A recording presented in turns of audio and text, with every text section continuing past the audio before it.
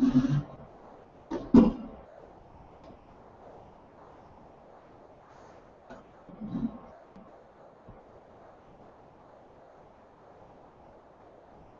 pretty sure you did a training up in Pine a while ago, but you lost the dreads, man. Yes, I did, man. I did. What precipitated that? You get to a certain age, you got to do something different. I remember when Lenny Kravitz got his off, and he said he felt like he changed his life. Like It did. He left a lot of his past behind. Yeah, it certainly did. And there's certain transitions that sometimes need to be made. And that was one of them, so. I remember one of my professors at the hospital, she said, I always love get to the end of the senior year to see guys all of a sudden coming in clean cut. Yep. No, you got to make those adjustments. So. Yeah. Your name? Steve. Yeah, and you're out in Pine? Okay, sweet. So, yeah. Well, as a matter of fact, we're working on doing some stuff in the 9th district. And that would include Pine or Unity. No, the 10th. So we'll get to the 10th. But really trying to get out in the program so that we can do some kind of stuff. Awesome. I'm really sure that was really sexy. Okay.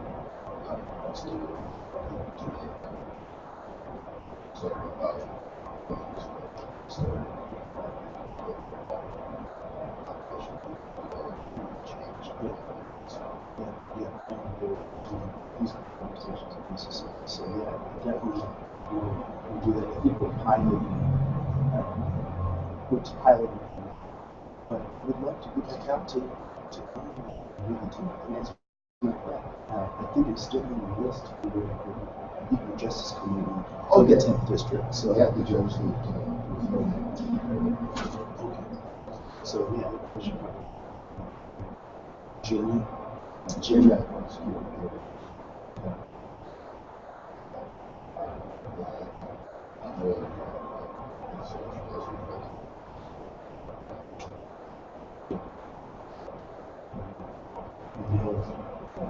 Personal experience with that YouTube. I did we did the entire lecture June.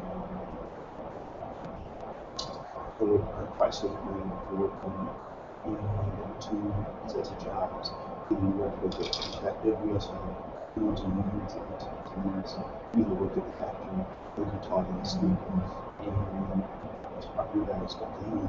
Kids in school, so they sit down. So, yeah, no, it's not. Oh,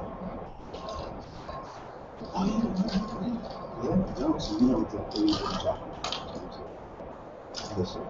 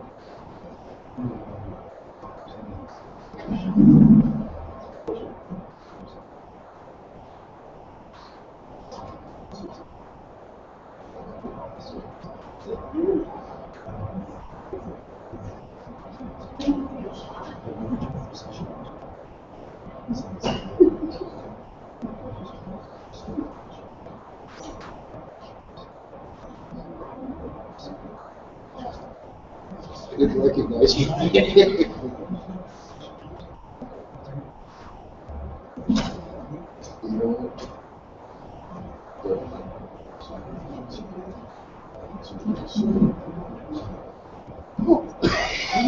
It's about context, Yeah. right? But we can talk about it. musician.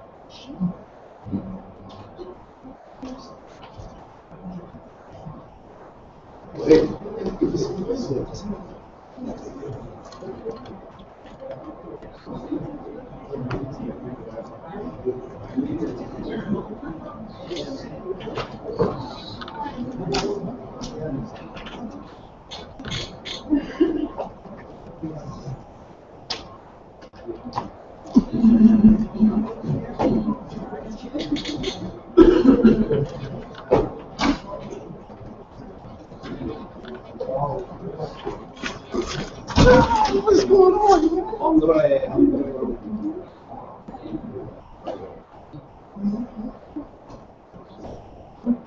Yeah, great. How are you? Hey. You know, we have a lot of visitors.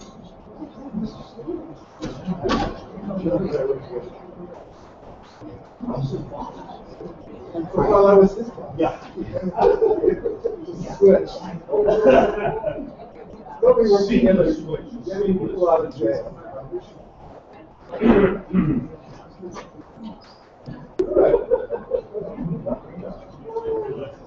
Yeah.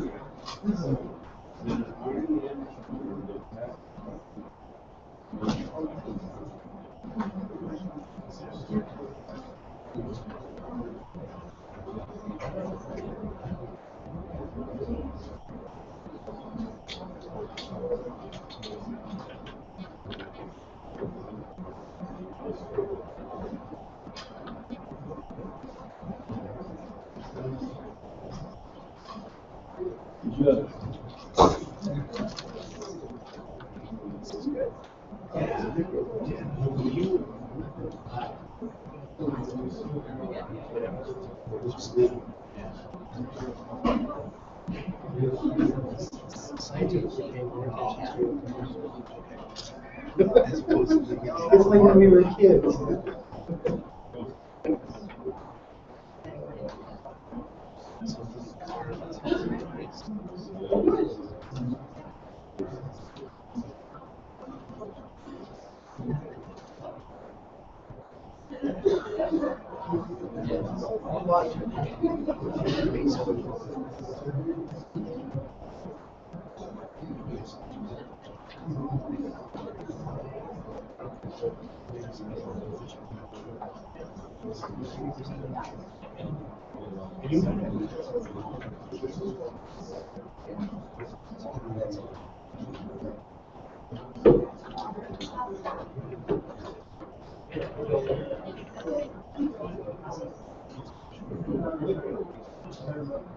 There we go.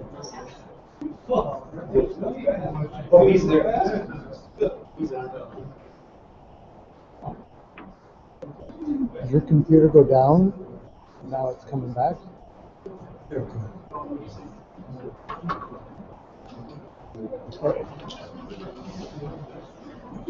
Okay, are we ready to get started, folks? Great, thanks for kind of bearing with us as we didn't schedule a break to transition from that to this. We actually tried that at the probate, this sort of same format for probate conference, and found that it worked really well. So if we schedule a break, we lose you for like 20 minutes. So we didn't want to do that. We're very grateful and pleased to have with us this morning Andre Cohen, and a special thanks to Minnesota Adult and Teen Challenge for helping to coordinate and get this program on the road for us today. Andre has served as the EEO Affirmative Action Diversity Coordinator for Anoka County. He educated the community on state and federal laws, statutes, rules, codes, and regs governing employment and human rights functions, including the U.S. Equal Employment Opportunity Commission rules, the ADA Act, Age Discrimination Employment Act, and probably others related. Prior to his work in Anoka County, Andre was the academic dean at National American University, where he inspired mid-career adults to live their dreams and reach their full potential. He believes that people possess the ability to empower themselves, and this belief is made manifest by his unique style of teaching. He's looking forward to an opportunity for a diversity consultant. The National Association of Human Rights Workers awarded Andre the Human Rights Worker of the Year Award for continued dedication to human and civil rights. In addition, in 2005, he received both the American Red Cross Marketing and the Community Presentations Volunteer of the Year Awards for the difference he's been recognized as making in communities. He's been an agent for change, a group facilitator, and a youth advocate. He believes that everyone has the capacity for leadership. Through his work with the American Youth Foundation, he served as program specialist for the Community Education Resource Team. I've heard a lot of tremendous things about him. I met him briefly today, and I'm positive that you're going to benefit from this session. We're grateful to him for joining us today and for the time he's taken to prepare his presentation. Please welcome Andre Cohen.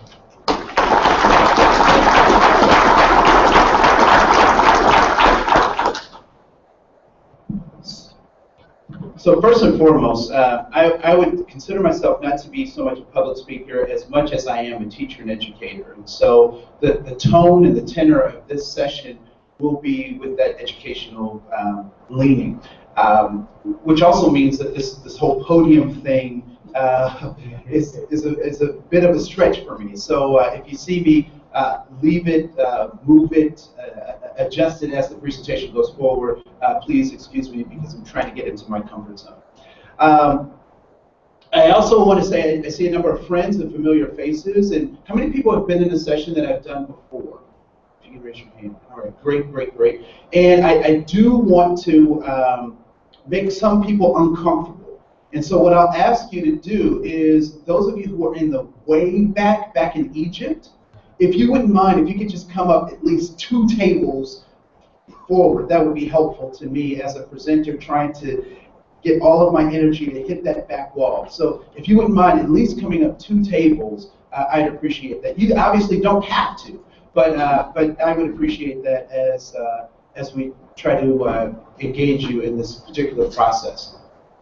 While those folks are doing that, and I really appreciate those of you who are moving, I want to make sure that everyone has a handout. Did everyone get a handout? All right, great, great, great. So I have a PowerPoint presentation, obviously. I have a handout, and I think I'm well prepared for today's session.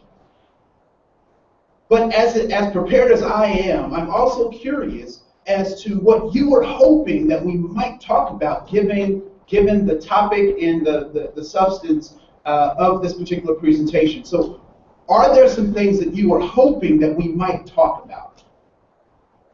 Are there some things you were looking forward to talking about?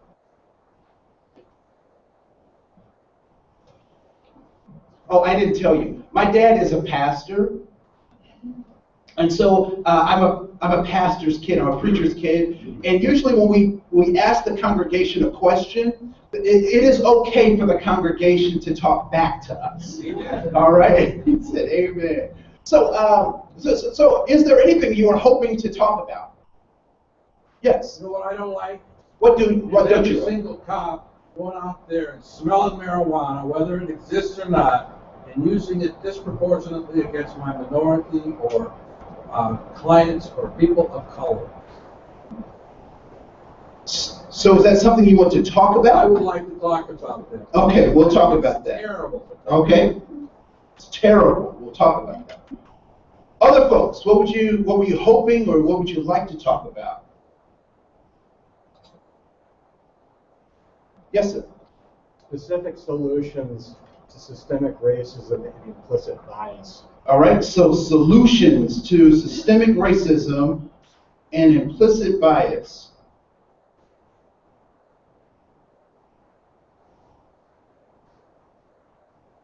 All right, other folks, thank you.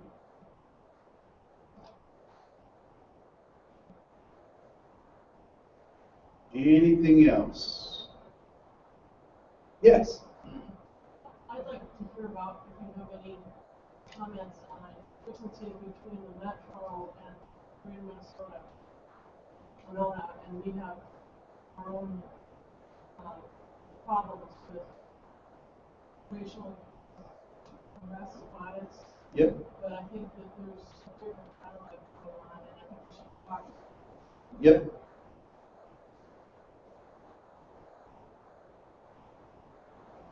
Great, we're just making notes. Yes.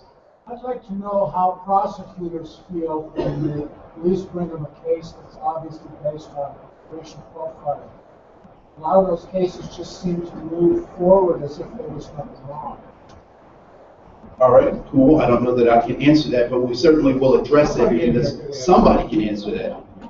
Yes, I saw another hand over here, and then I'll take a hand over here. Okay. Yes.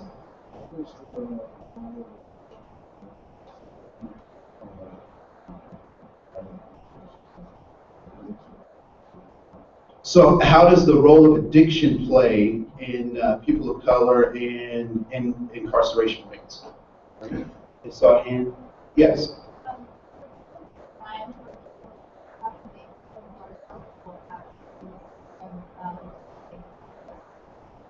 Okay, so victims of crime and how do they find justice, particularly people of color? Right. All right, yes. Are the statistics showing the relative crime rates So are the statistics reliable? That's a good question.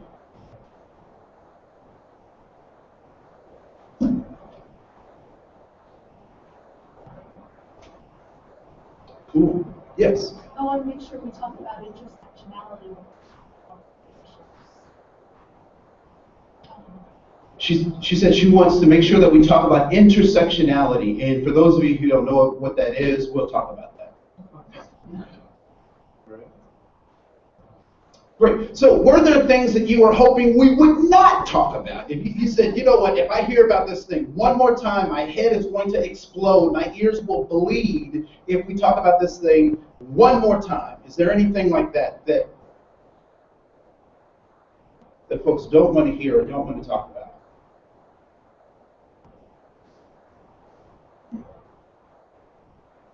Game on. All right, so I am, and I have to identify these things. So I am a cisgendered male, which means that my physiology is male. And I identify with my physiology being male. So I present, I would not say as a stereotypical male, but certainly I present or demonstrate very male characteristics. I am also 6'2", some days 6'3", depending on the brand of shoes I'm wearing. I am probably lower middle class, I would say. I certainly work hard for the money that I have. I would say that my education, having a master's in education, provides me a certain level of exposure to goods, jobs, services, and money. I would also submit that I am mildly attractive. Mildly attractive. And I would say that all of those things in their sum total create opportunities for me, but they also give me privileges. So I have privileges, some of which were earned, most of which were not, just because I am. And I have to recognize those privileges, because if I don't recognize them, then I can use them as weapons against other people, often without my knowledge.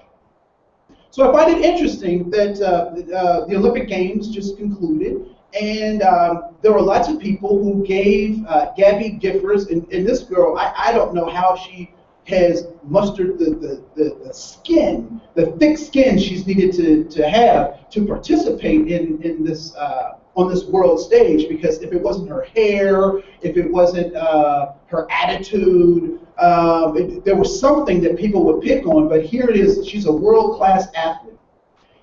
And I find it interesting that she gets picked on while Swim Shady, what's that young man's name? Yeah, so he is misguided, he's misunderstood, but she's a villain for not participating and smiling like a good girl should.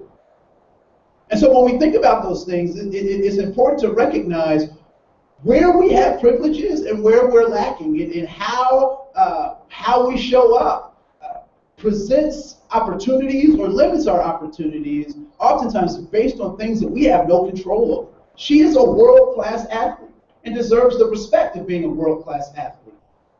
However, this young man, and it's also interesting that as bad as his behavior has been, his popularity will soar. I don't know that the same can be said for a woman who doesn't smile. So we'll continue on with that. So we're going to talk about this idea of sentencing and corrections and eradicating the Trojan horse. And how many people are familiar with the Trojan horse metaphor? All right, great. So we'll, for those of you who didn't raise your hand, we'll certainly try to expose you to that.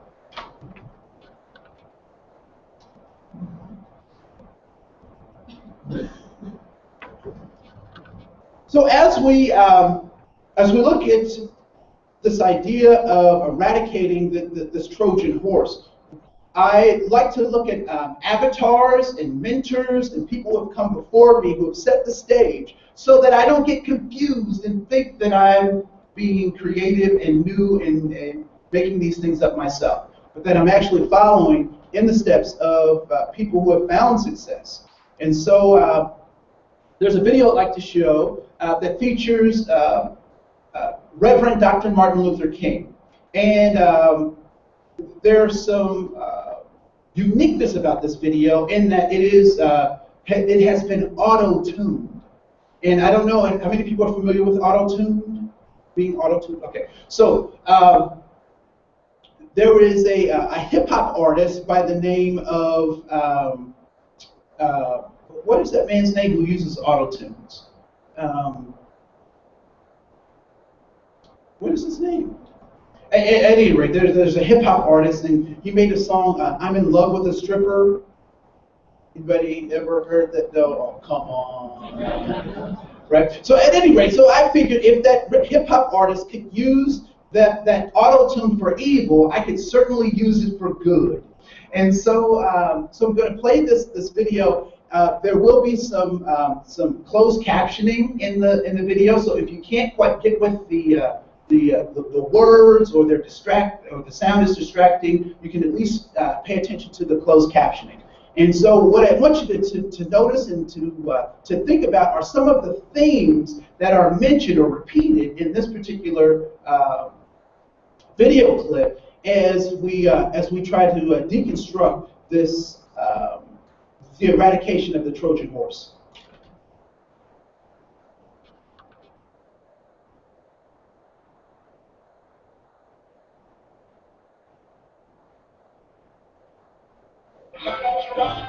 Tonight, with a greater readiness, let us stand with a greater determination. Let us move on in these powerful days, these days of challenge, to make America what it ought to be. We got some difficult days ahead, but it doesn't matter for me now, because I've been to Mountain Top. I've looked over, I've seen the promised land. I may not be up there with you, but I want you to know tonight, I've seen other people who get to the promised land. I'm not bold, I'm already there, I'm not living in the land. I've seen the glory of the Lord. 1962, I'm all over the South, county sitting in North Carolina. I knew that if they were sitting in, they were really standing up for the best in the American dream. Taking the whole nation back to those great values of democracy, which were founded by the founding fathers in the Declaration of Independence and the Constitution. We got some difficult days ahead, but it doesn't matter for me now, because I've been to Mountain Top. And I've looked over, I've seen the promised land. But I want you to know tonight, I've seen other people who get to the promised land. I'm not bold, I'm not living in the land. I've seen the glory of the Lord. 1962, when the Negroes in Auburn, Georgia, decided to straighten their backs up, and when everybody's working straighten their backs up, they're going somewhere because the land came out right. He moved Japan into the gates. 1965, black people divided in Alabama, round the conscience of this nation. Out in the big civil rights movement. Later that year, August, I'm trying to tell America about a dream that I had.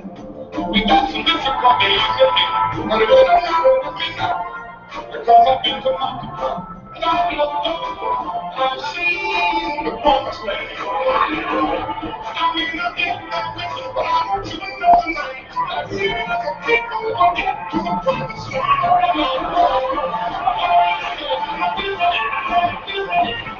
We got some difficulties in me, but it don't matter to me now, because I've been to my and I looked up, I've seen the promised land. I mean, I get that message, but I want you to know tonight that we as a people will get to the promised land. I'm not worried about anything. I'm not fearing any man. Mine eyes have seen the glory of the coming of the Lord.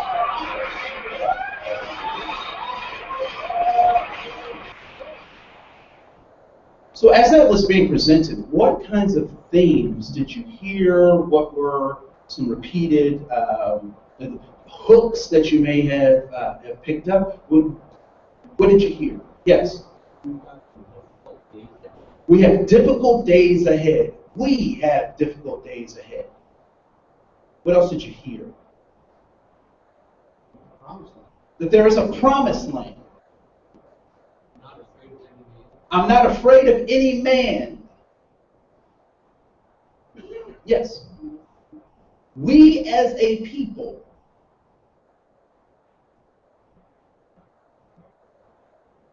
yes.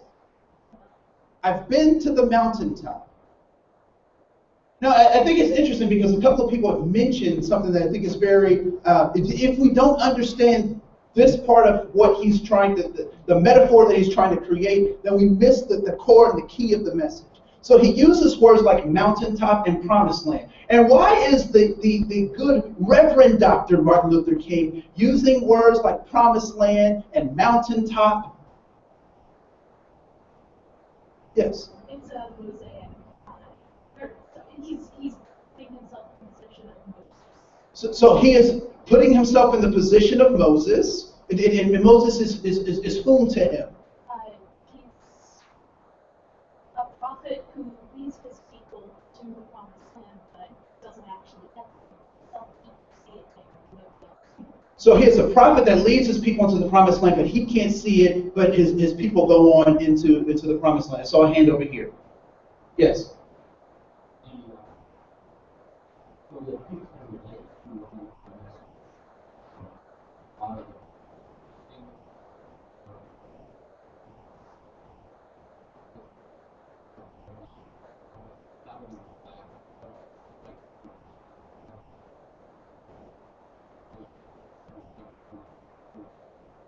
So he was trying to relate an epic story, right? So are people familiar with which speech this is that he delivers? Yes. Do you know what the title is of this particular speech? It is, in fact, the mountaintop speech. Now, this is what I will challenge you. If you think about all the speeches that you know that Dr. King gave, and you can come up with the title of one, you have work to do. You have work to do. And in fact, this was the mountaintop speech by title, and it was, in fact, his very last speech. Now, I think when I listen to this, it sends chills down my spine to hear him say these words.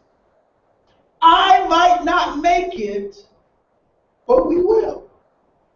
We will. There must have been something that he tapped into to recognize that not only am I limited in my position in this movement, but this movement is beyond me. This movement is beyond me. And so I think about the metaphor that he starts to create between the civil rights movement and the Exodus. And I find it very compelling that just like Moses, he did not make it into the promised land. But sometimes I imagine in my mind that there was a. Did anyone ever see that Charlton Heston movie, the Ten Commandments? Right?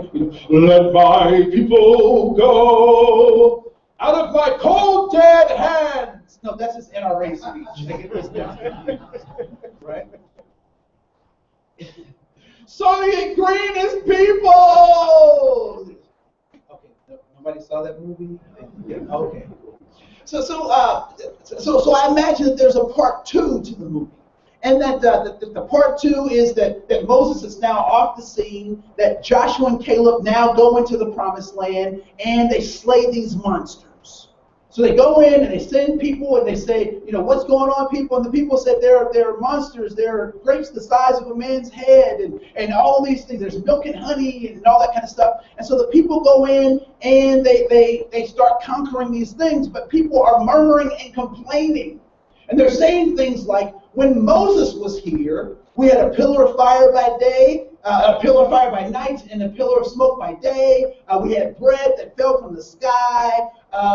He would throw a stick in the water, and we'd have fresh water to drink. And you guys are making us work too hard. And so ultimately, Joshua and Caleb, in my imagination, got fed up with Moses' people. And he stands up on Pride Rock. And he says, don't go there, Simba. No, that's a whole other movie. Right? So he stands there on Pride Rock, and they make this announcement, and they do a drop the mic moment, right? So they make this announcement, and they drop the mic and walk off stage. And they just say this one thing. People, Moses is dead, dead, dead, dead. And they walk off stage. Why was that necessary for them to make that particular announcement to those particular people? It's up to them now. It's up to them now. What is up to them? Well, the task of fulfilling the promise of the promised land. The task of fulfilling the promise is there now. It's now their responsibility. Is Mahatma Gandhi going to come back and finish his work? Is Mother Teresa going to come back and finish her work? Is Nelson Mandela going to come and complete the work? Is Harriet Tubman, Cesar Chavez, is Reverend Dr. Martin Luther King coming back to finish their work? And I would say, if they are, I don't have time to wait. Because the work is now in our hands. And so how we proceed is up to us. And I would often say that all of those avatars were to teach us how to do it. And so if we don't learn from these avatars and we keep waiting for someone else, I don't know if this has ever happened to you, but I tried it once. I just experimented. So I worked downtown Anoka in the government center, and my office was on the 7th floor. And I just wanted to try something. I just wanted to try a little experiment. And so I waited for someone else to push my floor. Don't you know it took a lot longer for me to get to the 7th floor than it would have if I had pushed it myself? If I pushed my button myself, I would have got there a lot sooner than waiting on someone else. And so it's in our hands. Our next generations will judge us based on what we've done today or what we haven't done. When I think about like the 40s and 50s, it is actually mind-boggling to me that people didn't believe that people of different races could actually use the same bathroom at the same time. It's absolutely mind-boggling to me. And I will guarantee you that in another 40 years or so, the future will look back on us and say, bathrooms were a problem. They'll look back at us. And so as we live our lives today, I want you to just take a glimpse into the future and think about what might the future say about my actions today. What might the future say about my actions today? So I'd like for you to, we'll come back to this in just a second. So I want to get you moving. So if you can open up your handout and turn to page 3. in your handout. And we'll be flipping back because this is a working document for us. So we'll be flipping back and forth. So you can go to page 3, and you'll see a set of circles, 1, 2, 3, 4, 5. 5 gray circles. And please raise your hand if you don't have a handout.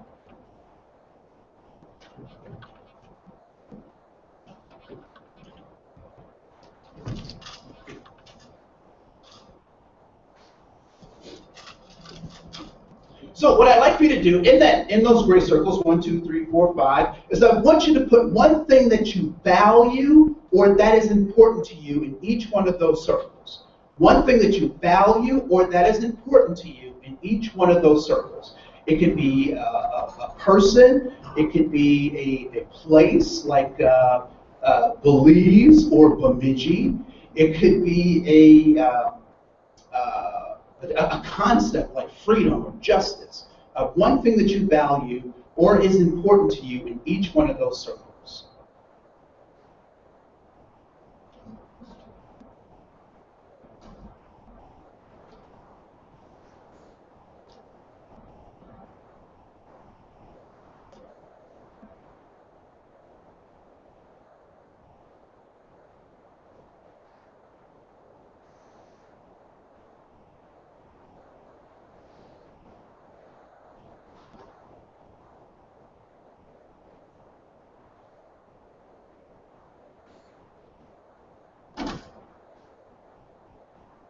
Now, person, place, concept.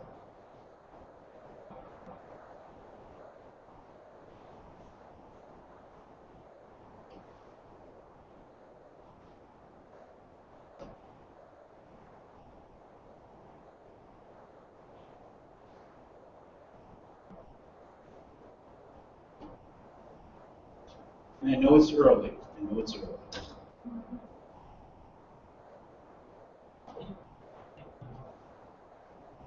All right, it looks like most people have 4, if not all 5, and that's great. What I'd like for you to do is I'd like to play a game, and the game is very simple. What I want you to do is I want you to find 2 people for each one of the 5 things, which means you'll have a minimum of how many people? So 2 people for each one of the things you wrote down, you'll have a minimum of how many? 10 people, right? So I want you to find 2 people for each one of the things that you wrote down who either agree with what you wrote down and said, hey, that's a good idea, or they actually have something that is similar to what you have on your paper. All right? And once you find those individuals, I want them to put their initials next to the thing that they either agree with or that they share with you. All right? So I want you to find 2 individuals for each. You have a total of 90 seconds to do that, starting now.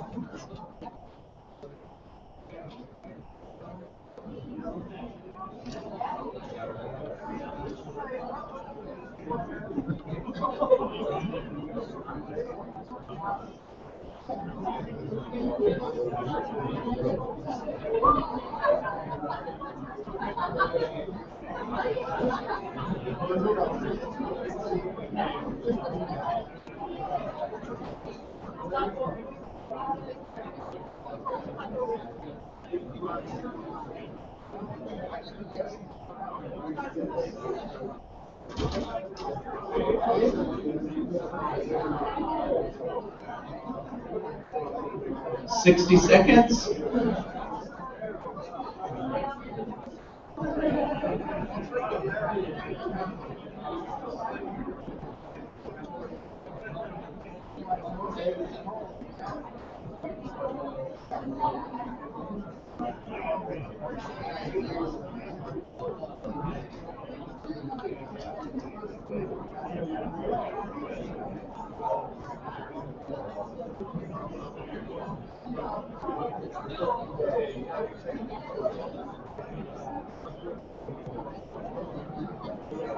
$45 seconds.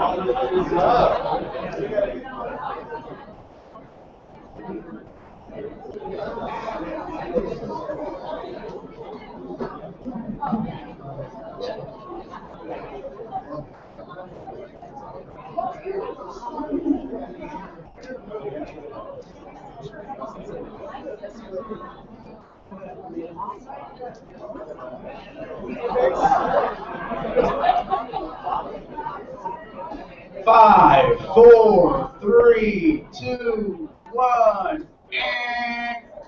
Game over.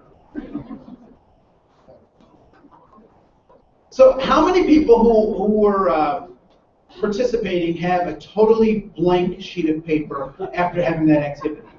Is there anyone? Okay, cool. So everybody was at least able to find one connection. Was there anyone able to get 10? Anyone able to get their 10 in? Please raise your hand if you got 10 in. All right, cool. Anyone get more than 10? Oh, great. How many folks were you able to get?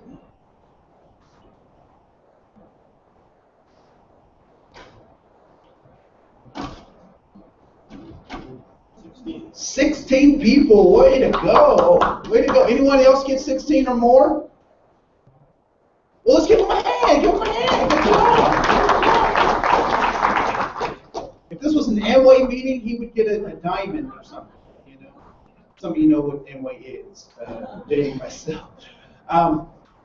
So everybody was able to at least make one connection with someone else in the room, and it sounds like the majority of people had more than one connection. And you said you had 4. Okay, cool. As you were walking around the room and you were looking at other people's papers, were there things that you saw on their papers and you said to yourself, man, why didn't I think of that? I should have wrote that down. What were some of the things that you saw on someone else's paper that you were like, I should have wrote that down? Justice. Yes. Faith. Freedom. Health. Reputation. Hard work. Hard work. Peace. Great. Were there things that were either difficult or you actually did not find anyone to sign on? So it actually was left blank. Yes, ma'am. Stability. Please raise your hand if you value stability, even if it wasn't written on your paper. However you define that, right? What was something else that people weren't able to find someone to sign on? Yes. Beer. Sunshine and warmth. Please raise your hand, sunshine and warmth. Did somebody say air or hair? Beer.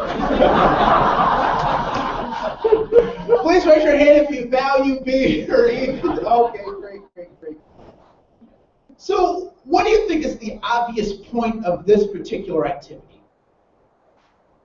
What's the point of this activity? That we share values, that we are more alike than we are different.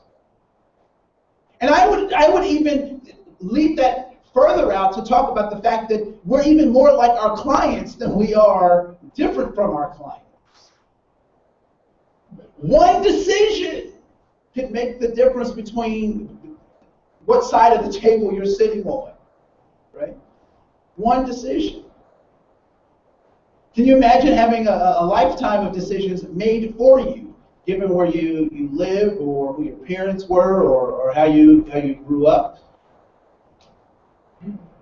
So it's very important that we recognize that we are more likely we're different. And I would submit to you that the differences that we think we see are optical illusions. Optical illusions, artificial barriers to authentic human relations. Optical illusions. And so once so what do those optical illusions look like? They look like gender. They look like race. They look like east side, west side. They look like suburban, urban. Those artificial barriers to human relations. They look like poor and wealthy. Those are artificial barriers to authentic human relations. Because ultimately, human beings are looking for the same kinds of things, although their methods may be different, and we'll talk about that right now. So here are 4 truths about human beings. Human beings can learn, change, and grow. That's on page 2 of your handout. They can learn, change, and grow. People do what they think works, even when what? Even when it doesn't work. There are lots of people that we represent who are doing things because they thought they would work. But they didn't. Because they got caught. Right? So people do what they think works. And this is one of the things that Mr. Adrian Peterson kind of got caught up in. Mr. Adrian Peterson didn't necessarily understand this principle the way we're talking about it now. Because Mr. Adrian Peterson was asked to take a year off of his job. And why was Mr. Adrian Peterson asked to take a year off of his job? Because he was disciplined as a child? Is that why he was asked to take a year off? Because he disciplined his child the way what? He was disciplined, right? And you know, in the street, the common vernacular isn't so much discipline, but a whooping. I don't know how you spell whooping, but apparently those things are received and given, right? So Mr. Adrian Peterson missed something around this idea, because that was his defense. In a very articulate defense, he said, I did this because that was done to me. But what did Mr. Peterson fail to realize or recognize? That it's wrong. It worked for him. He turned out to be a fine, upstanding individual.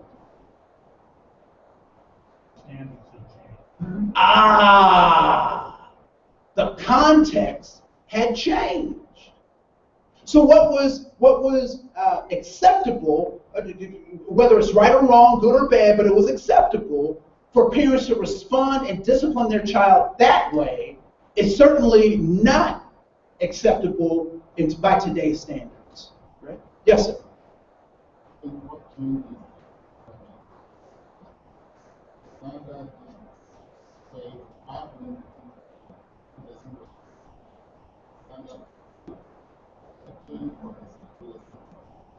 Yep. So the context changed, but not the standard. And I agree with you. Right? The environment changed. Right? Now I will tell you, I have a 2-year-old daughter. And I am good at a timeout. Young lady, sit in timeout, because this hurts me more than it hurts you. Right? For my parents, it's a whole different kind of thing. Right? But the context has changed. And so I'm trying to teach my child, as opposed to fearing my presence, to respect my presence, and every now and then she wears a big diaper, so I can pad the diaper from time to time to get her attention. But disciplining is a whole different kind of thing given the context that we're in, right? And it's very interesting that it's funny that he is held to a standard that his family learned and repeated that came from a system that indoctrinated his family line through the system of slavery. And so to subdue his ancestors, they taught them how to brutalize people. And when he brutalizes someone the way his family was taught, then he becomes the victim of that brutalization.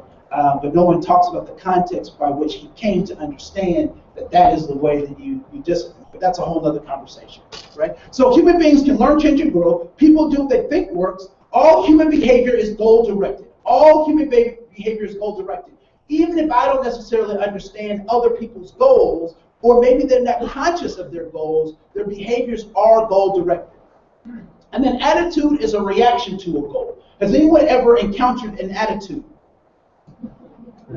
Right? So how do attitudes get defined?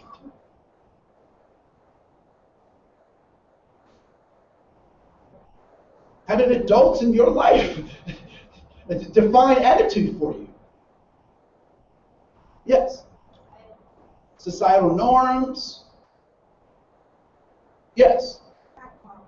Back talking was an attitude, right? What else was an attitude or demonstration or definition of an attitude?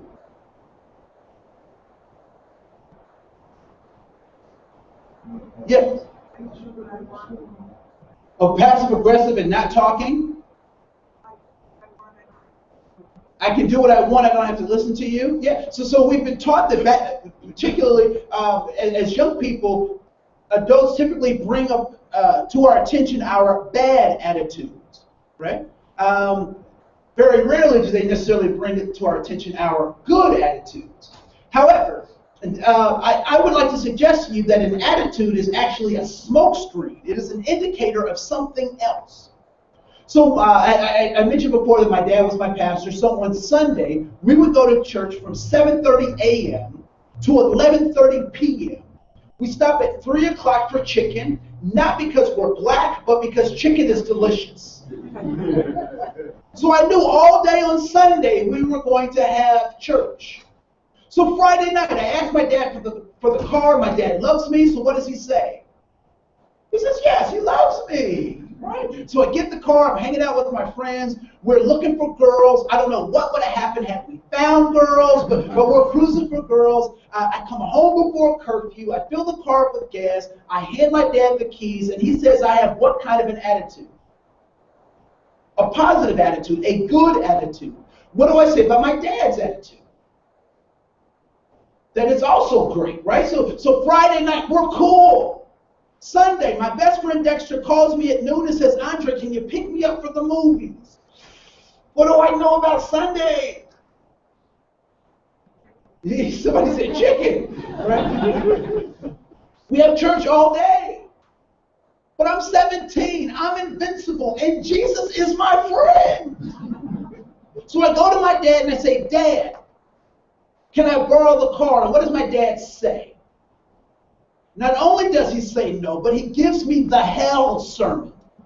In my household, the worst consequence that you could experience was going to hell. And either you could go to hell on your own, or my dad would show you the way. As a result of that conversation, I would say that my dad had what kind of an attitude? A bad attitude. What would he then say about my attitude? That it's also bad. So what was the difference between Friday night and Sunday? Conflict?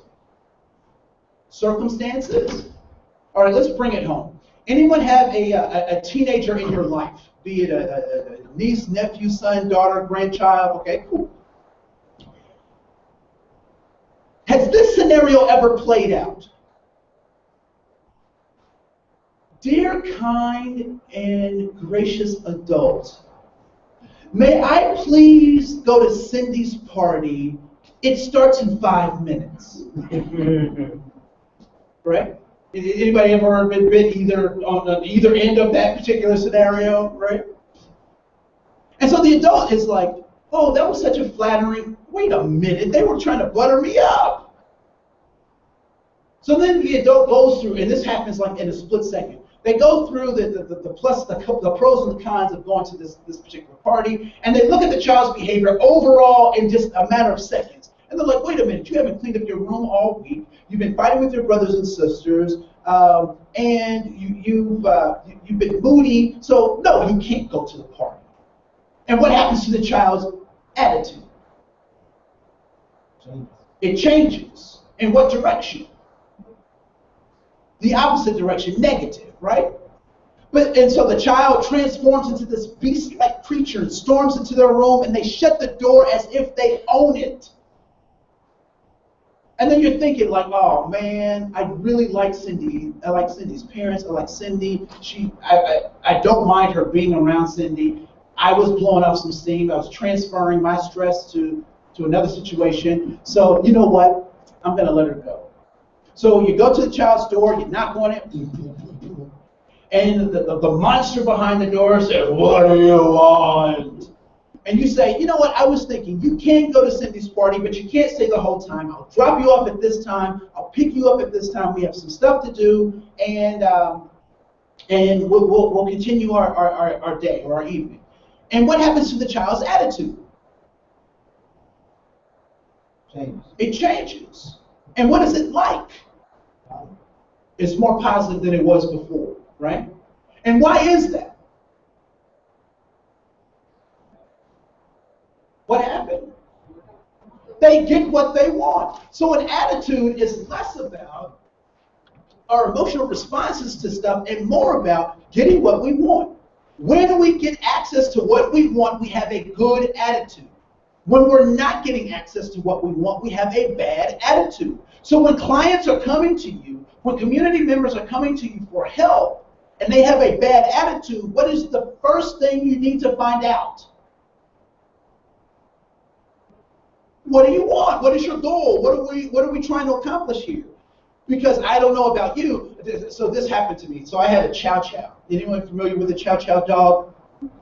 Breed dog? So it's a big fluffy dog, right? So I took the dog to should I name? Yeah, I'll name him. They shouldn't have done it. I took the dog to Petco. And the person there said, you know, I know how to do chow, pet chow. So I was like, oh, great. So I went to get the dog all trimmed up because they get really furry and their undercoat comes out and it's just a mess. And so I went to get it cut. And so I went there and I dropped the dog off and they called me and they said, oh, the dog is ready. And so I'm like, cool. Now, the feature that is really cool about Chow Chows is that they look like little lions. Right, so they're fluffy dogs. They look like little lions. So I went into the store to get my dog. Now, coincidentally, I'd also been to the dentist that day, and so I had some Novocaine. So I had to talk like this, not to bite my tongue. And so I go in to get my dog, and I don't see my dog. I don't see my dog. So they called me and said the dog was ready, and I go in and I don't see my dog. And so I go to the desk and I said, I'm here to pick up my dog. Now, this is like where racism starts playing in, right? So because I'm gritting my teeth and I'm talking like that, there's a feeling that there's a level of hostility that is in the room but doesn't really exist because I'm not hostile at this point. And so I said, I came to pick up Cassius. My dog's name was Cassius Clay, Muhammad Ali, right? So if I'm name him Cassius, I'm gonna name him Cassius. And so I go to pick up Cassius, and I come to pick up Cassius, and they bring me this dog that looks like a lamb. They had sheared my dog. And so I'm like, this is not my dog. And so now they're really getting nervous. And so they were like, sir, what do you mean? I said, well, you're supposed to keep his mane so he still looked like a lion instead of looking like a lamb. And they're like, oh, I'm so sorry. And so they're like, what can we do? And so they start putting these packages together. I got cups and T-shirts, because I'm talking like this, you know. And they put all this stuff together. But they never asked me what I wanted. They never asked me what I wanted. And so I walked away with like this whole bag full of treats and all that kind of stuff. But all I wanted them to do was glue my dog's hair back on. And so oftentimes we offer people things, but we don't ever know what they want. They never ask me what I want.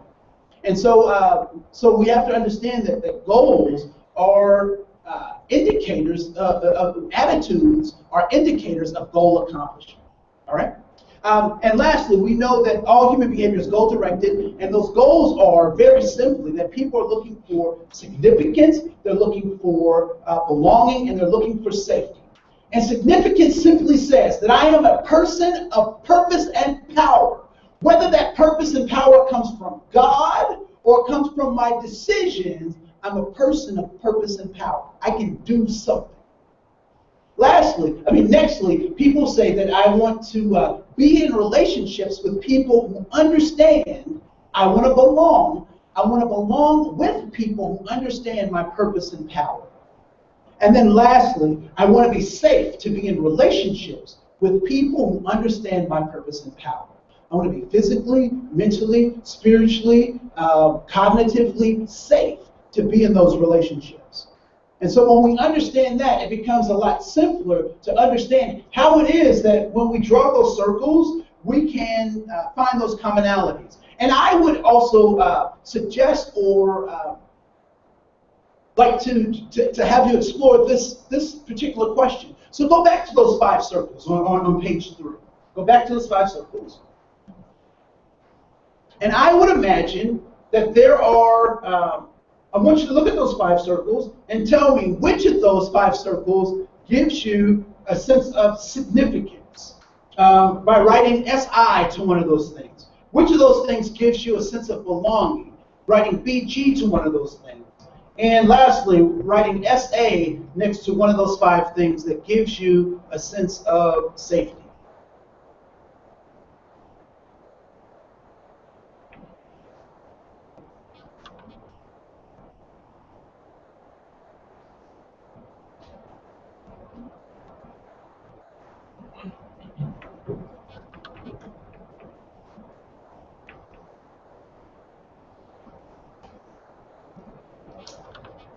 Cool.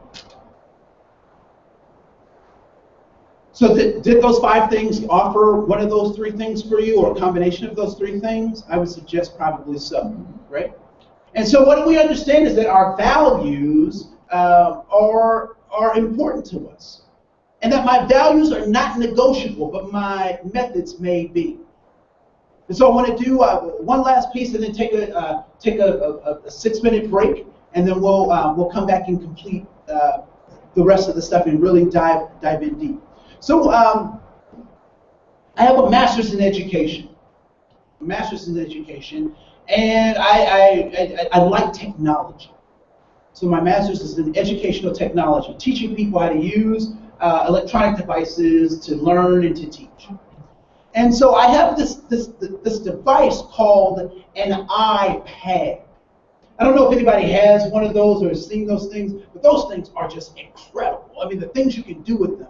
They're a camera, they're a production studio. You can do music videos, you can do spreadsheets. I mean, all of this stuff. So I'm preparing for one of my presentations, and I'm in there doing deep stuff, just hard stuff on my.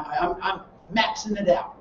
And so I take a break to get something to drink. I set it down on the table, and it goes to sleep. My 18-month-old daughter at the time picks up my iPad and puts in a code. Then she starts swiping the iPad. Now, mind you, she's 18 months. She can't read. But she puts in the code, she swipes, and she gets to her favorite app, the Elmo app. Elmo's World. Right, and so I know every episode of Elmo. Can almost quote it in my sleep. Now, how is it that my daughter, without a master's degree, can operate this piece of the top of human technology, this piece of art? How can she operate that thing when she doesn't have the right credentials? How is that possible? What do you think? Yes.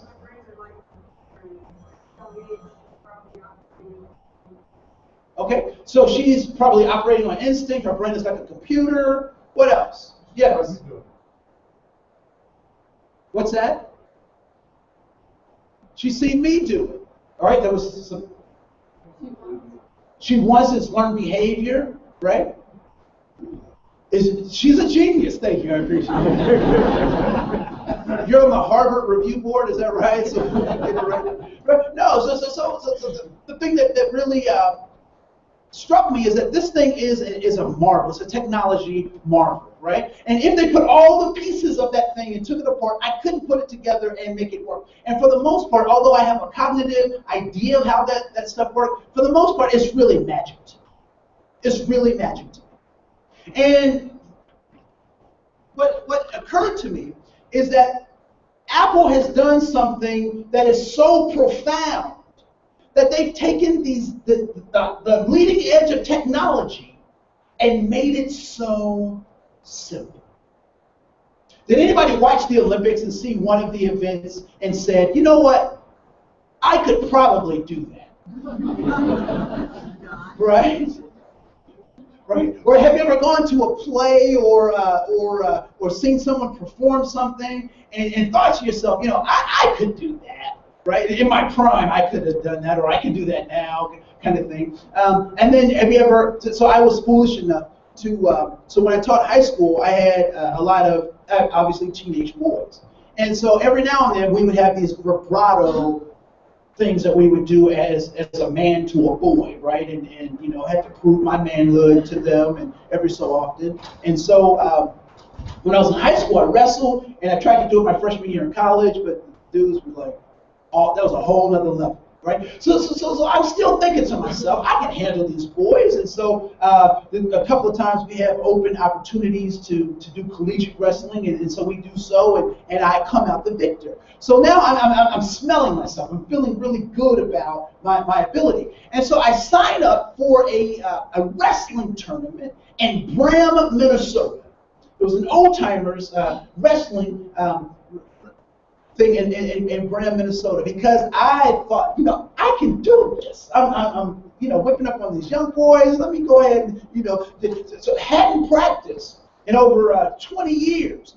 Hadn't worked out in over 20 years, but I can do this. So I go to Bram, Minnesota, and they handed me my lungs in a bucket. Right? So I couldn't do it. But I had seen so many people make it seem so easy that I thought I could. And so that's what Apple has done. Apple has taken these things and they made it so easy. And unfortunately, when we talk about diversity and inclusion work, we've made things so complicated that it's not accessible to people.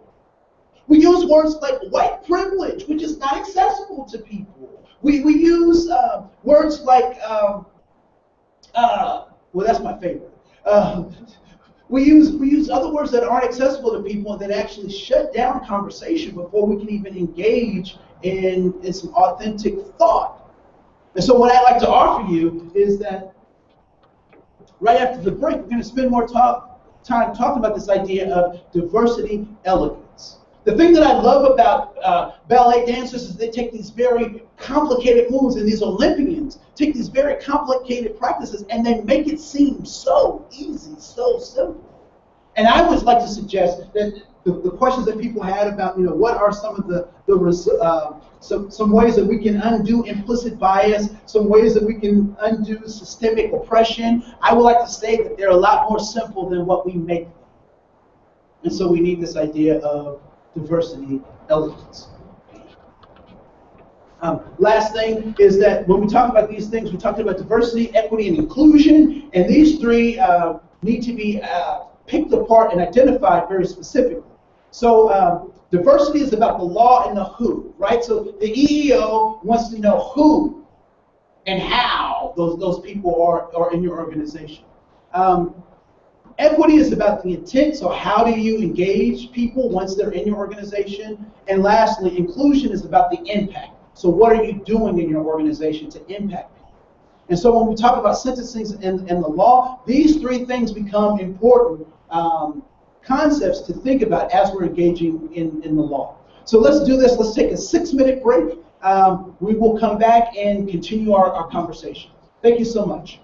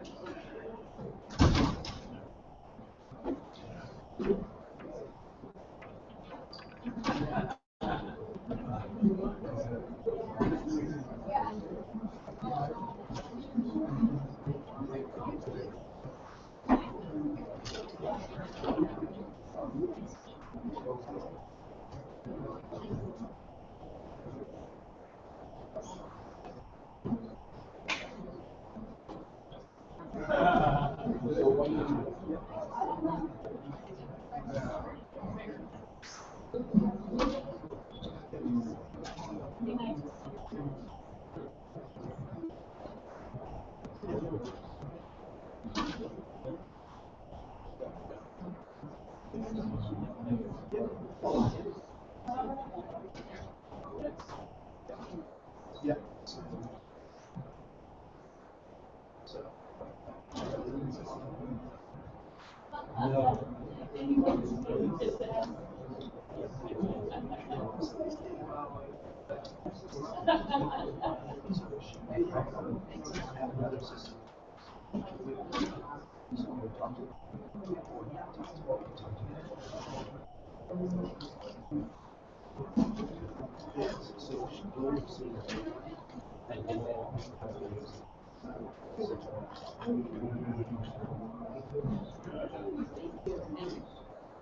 Hey, I gotta show you something.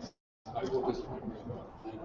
And I give her my phone, like, and I come home the other day.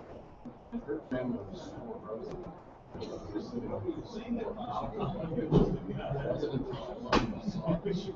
Actually, open this up.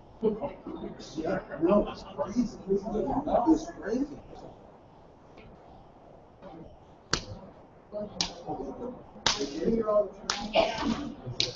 And my door.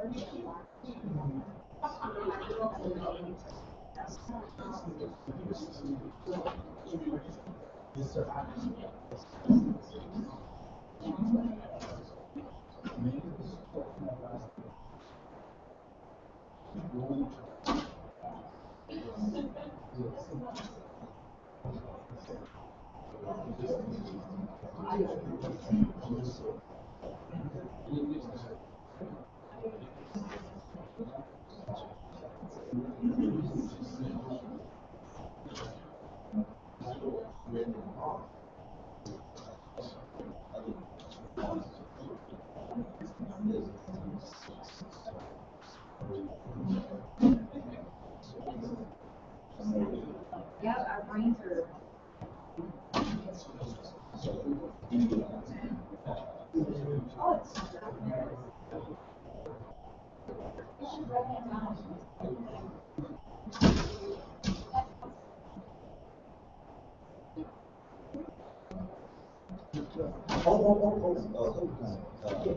Judge. So Mike, not he's the crack, but it wasn't about yes, I knew everybody. So we were three transfers. And so judge.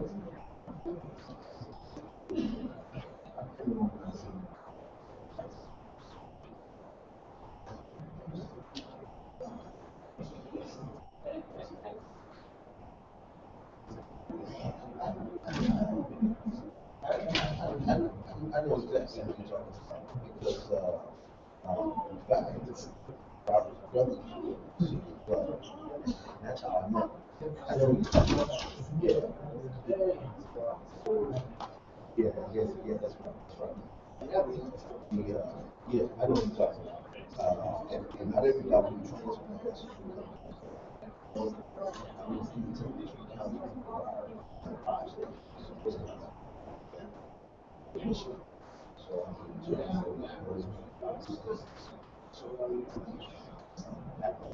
The old original big team. So I know, you know.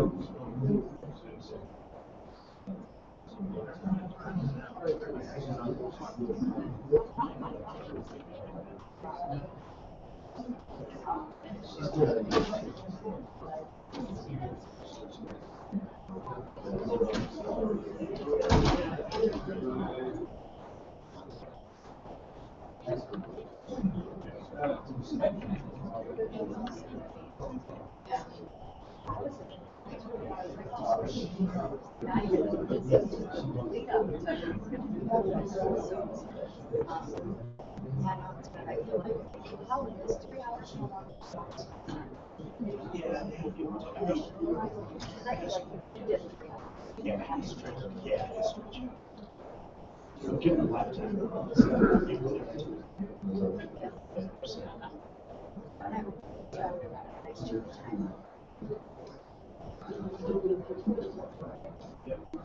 Yeah,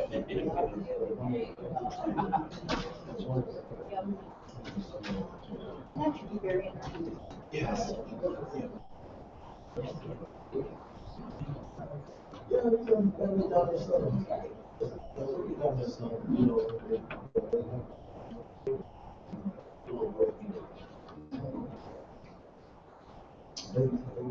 All right, it looks like people are coming back, which is I'm really thrilled. As a presenter, you hate letting people go because you don't know if they'll come back. So I'm glad people are coming back. So as folks are going to the water cooler or getting a muffin, were there any interesting conversations that you had or thoughts that you had about what we've presented already? Any critical thoughts? Does it at least make a little bit of sense? Yeah. Okay. Great.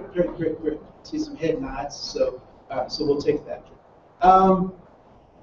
So I do want to ask this question. It's an open-ended question, so there's no, and I'm not leading anyone anywhere with this question. But why do you think I am relating this idea of sentencing, corrections, and this idea of the Trojan horse? So why would I be linking these three things together? Or what might cause me to link these things together?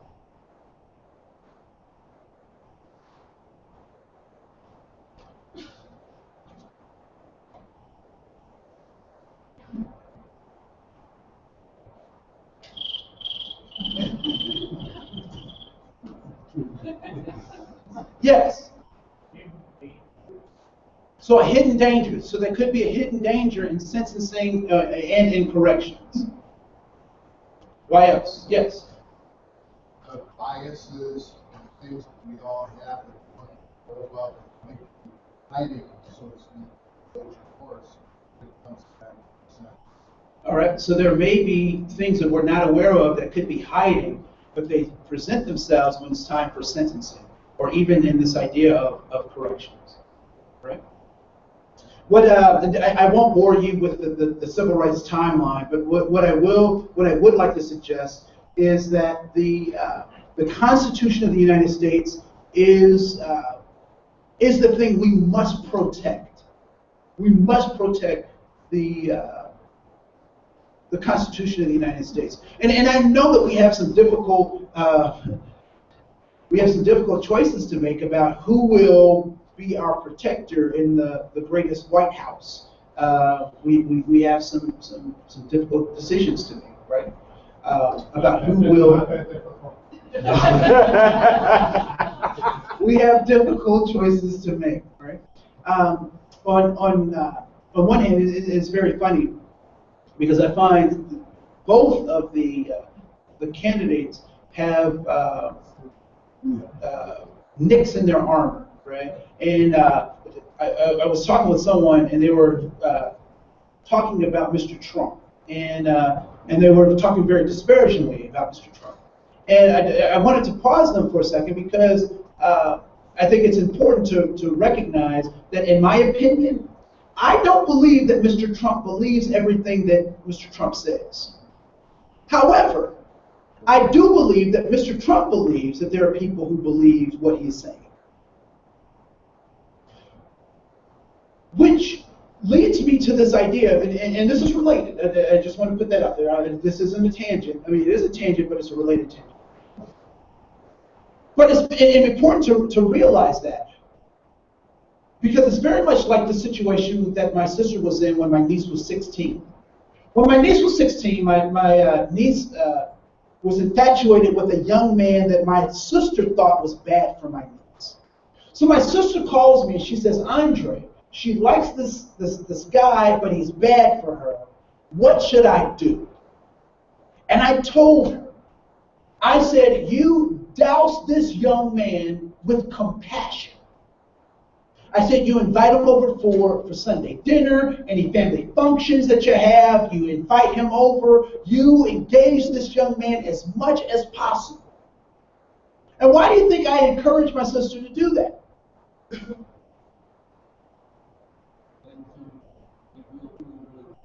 Yeah, so the young man will reveal who he really is, and if he is of ill intention, he can't handle that stuff, and he'll eject himself. Or if he's down with the program, he'll get with the family and so forth and so on, right? I find it interesting that every time someone says something negative about Mr. Trump, his ratings go up. Now, what would have happened had my sister told my niece to stay away from that boy? She would have went right to him. But because her choice was met with compassion, they were able to talk about the boy, they were able to see the boy in a productive way. My sister was able to help my niece direct her life in a different direction. And so when we talk about that stuff, who's going to protect our Constitution, we have to remember that he's speaking for people that need their voices to be heard. We also have to recognize that Mrs. Clinton she's got some problems. She's got some problems. She's operating under what I call the racial orthodoxy. She operates under that. And we hear it in the catch line of her slogan. And it's changed now, but originally the catch line was, ready for Hillary. Anybody remember hearing that? Well, what's problematic with that statement?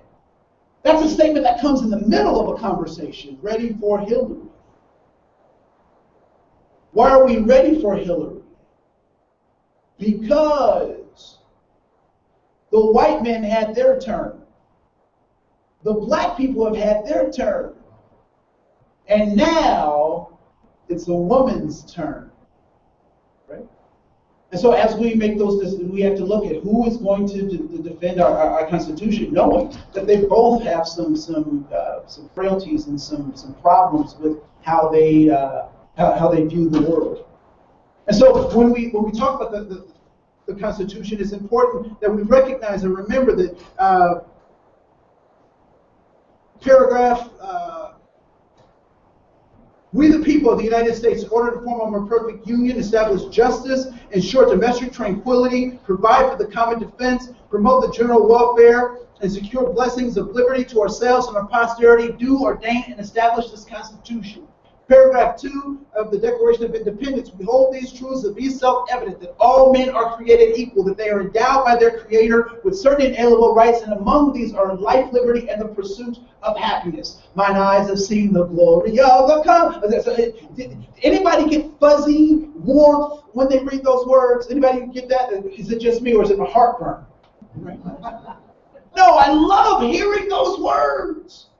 But what I also know is the truth is, as those words are being penned, being written down, we're also engaged in the economic system of slavery. Where this could not be true for some folks because of the economic system that we were in at the time. But I will tell you that I am glad that I have been grafted and grandfathered in, because I am going to get every bit that belongs to me because of the blood that my people have shared as a part of building this great and loving country that sometimes is oftentimes abusive to its own family members. Have you ever noticed that family members are crueler to themselves than they are to somebody else? I think that's very interesting, but we'll move on. I don't want to digress too much. So what becomes important is that we don't see the world as it is. We see the world as we are. We don't see it as it is. We see it as we are. And there are a number of things that, for example, and there are many other things, our gender, our race, our geography, the government that we grew up under, all of these things shape our paradigm. And what is a paradigm? How would one define a paradigm?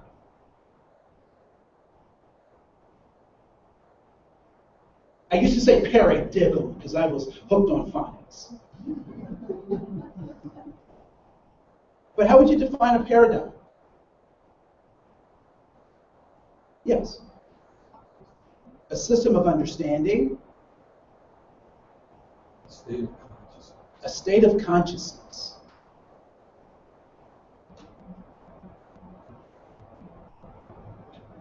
It's the model of present behavior or model particular models.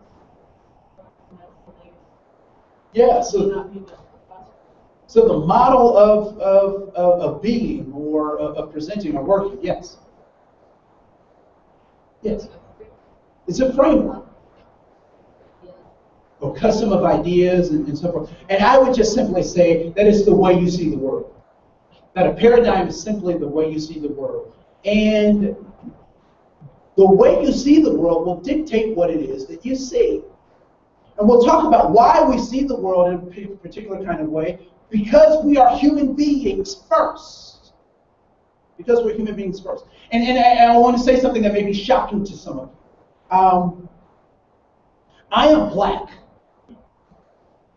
Yes, I know it's hard for some of you to believe. I know it's hard, right? But what's more shocking is that I wasn't always black. I'm not suffering from a reverse Michael Jackson thing or anything like that, right? In 1970, when I was born, my mom was in the stirrups, and my dad's trying to give her ice chips, and she's like, "Get those things away from me." She's like, "You're the reason I'm in this mess." And he says, "Yeah, you're right." All right. So I'm born, and the doctor hands me to the nurse. And back in those days, in the 70s, they had some really barbaric and archaic ways of delivering children. And so before the doctor hands me to the nurse, he does something that was very shocking to me, right? So he turns me upside down and he slaps me. And being a self-respecting, baby, I slap him back. That's actually an old Richard Pryor joke and the only one I can tell. So the doctor hands me to the nurse. She takes my vitals, and she puts me on the scale and measures how much I weigh and how long I am. And then she gets to the most important place on her chart, and it's the part that is race. And so in Dayton, Ohio, in the 70s, there were 3 categories that she was using. There was black, there was white, and there was other. And so the nurse looks at my parents, she looks at me, she looks at her chart, she looks at my parents, she looks at her chart, she looks at me, she looks at her chart, she makes her decision. And what decision do you think she makes? Black. But what's more interesting to me is before she made the decision to mark me as black, what would my life have been like had she checked something else? I wonder. That's just mere fantasy. I don't know how it would have been. It was just fantasy. But I do find it interesting that before she made her decision, I was here. So before she made that designation, what was I? I was born human, but America made me black. You were born human before you were Swedish, Norwegian, before you were African, before you were Asian. And we all know that those designations are arbitrary. They're arbitrary. Based on nation states. However nation states want to name or label their people, that's what they do.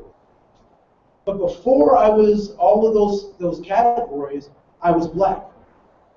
And so people don't necessarily see things as they are, they see things as they are. So we're going to move on to the next.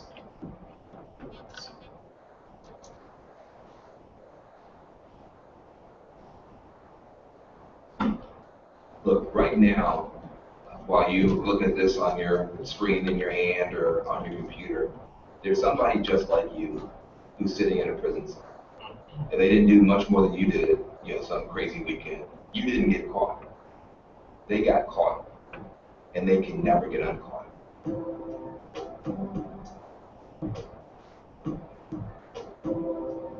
The United States of America is now the #1 incarcerator of human beings in the world, in the history of the world. We have about 5% of the world's population.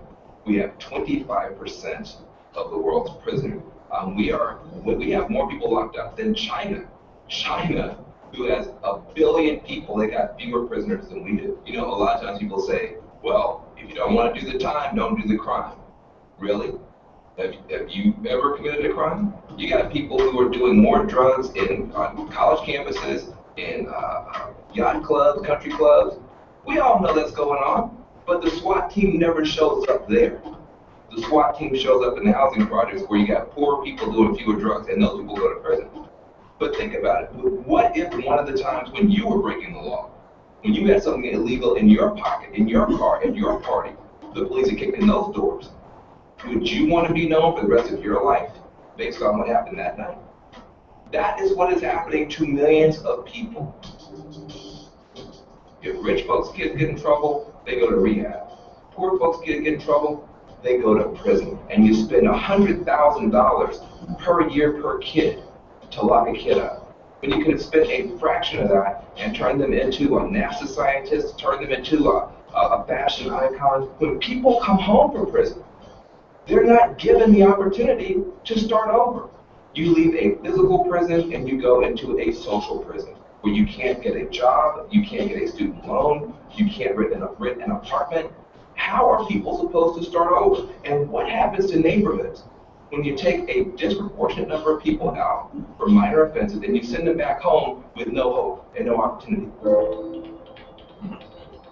There are no more excuses to have this horrible system continue when there is now finally bipartisan agreement that it is a tragedy to do this. Not only do you have President Obama and the Democrats, you now actually have people like Paul Ryan, Koch Industries, Newt Gingrich, all saying the same thing. We are locking up too many people, we're wasting too much money, we're wasting too much genius in America, and it's time to do something.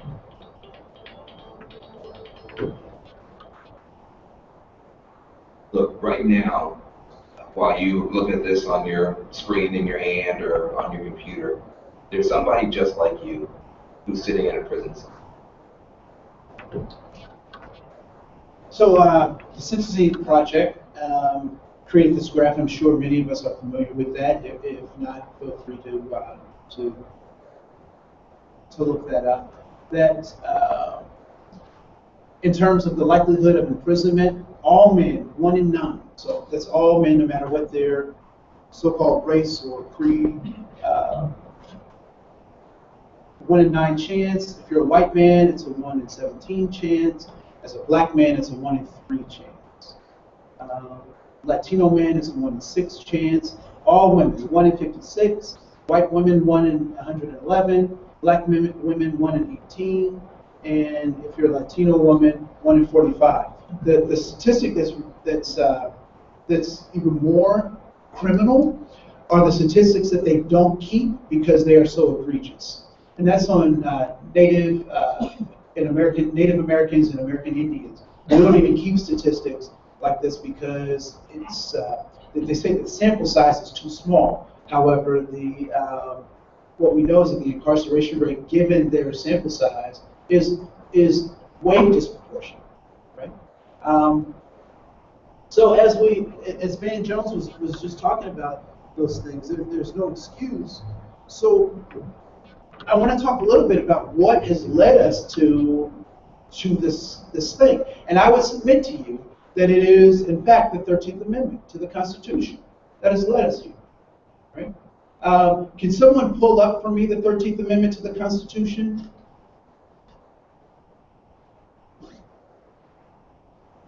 We have lots of smart devices out here. We have smart people.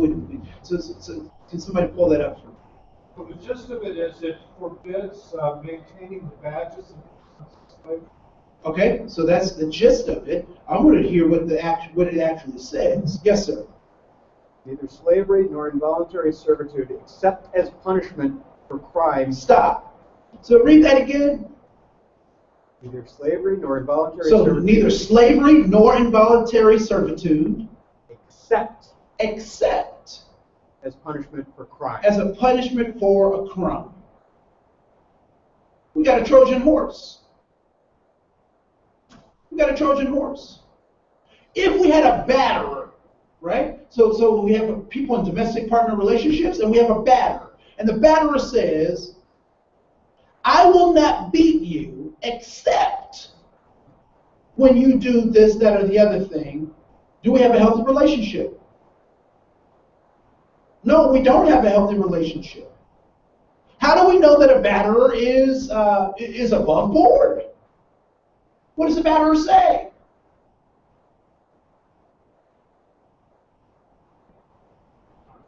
Not only do they say they're sorry, but what do they do with their actions? They say, under no circumstances will I hit you again. That's how I know you're sorry. But the 13th Amendment says what? Except. All right, so this is what I want you to do. On this side of the room, I want you to look up something called the White Codes. Look up the White Codes. And on this side of the room, I want you to look up something called the Black Codes.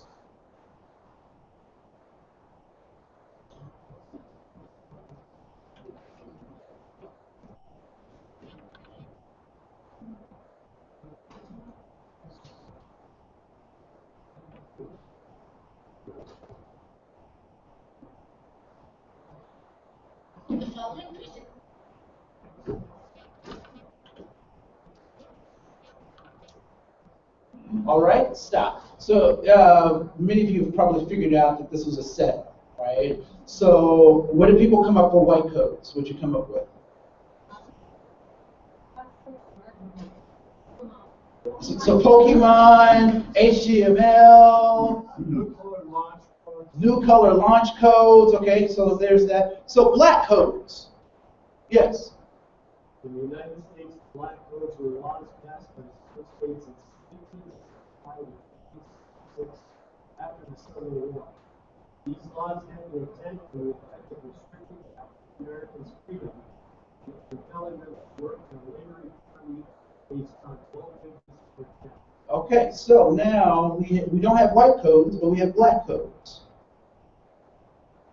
The new Jim Crow was born in the 13th Amendment of the Constitution. Because it's very interesting that we blame the South because they had, these codes were very explicit. But in the North, we had these same codes, but they weren't as explicit. They showed up in things called sundown towns. Are people familiar with that term, sundown towns? Which meant that African Americans or anyone who wasn't white had to be in their particular space by the time the sun went down. Or people could not be held responsible for what would happen if you weren't. So the North doesn't get a free pass because it wasn't as explicit, but it certainly was as detrimental to people. So the Trojan horse is in the 13th Amendment to the Constitution because ultimately what the black codes did was make it illegal to be black. What do you mean illegal to be black?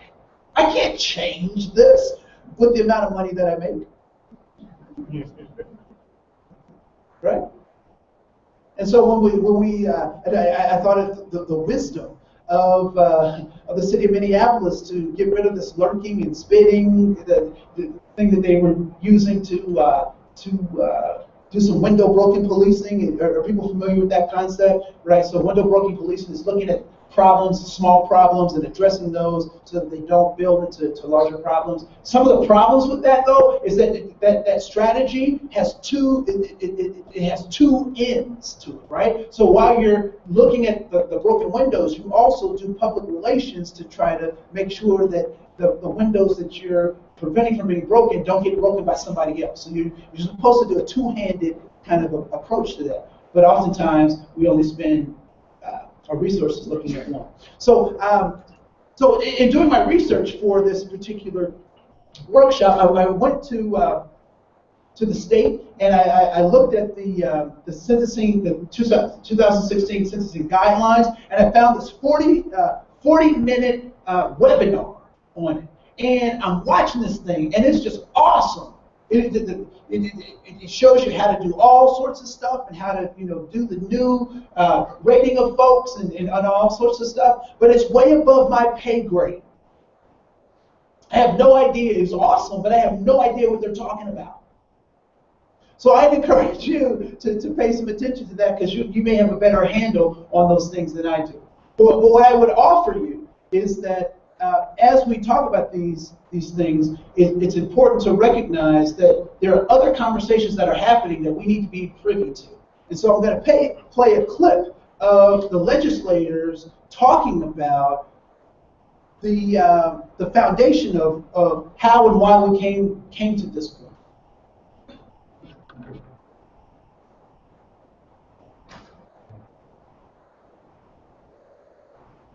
You skip some of that stuff and get to Let me get to the legislation. Also make changes today to what is called the 1033 program. It's a federal program letting local law enforcement agencies buy military equipment for a fraction of what is yours. WRQ reporter Joe Hinkie is live with more certain departments can no longer buy it. Here, federal documents show in Oklahoma alone, law enforcement have purchased more than 27,000 pieces of military equipment since 1996. Everything. Stop. So is anybody familiar with John Green? John Green. So if you want some really impactful stuff, he does a series on YouTube called Crash Course in U.S. History.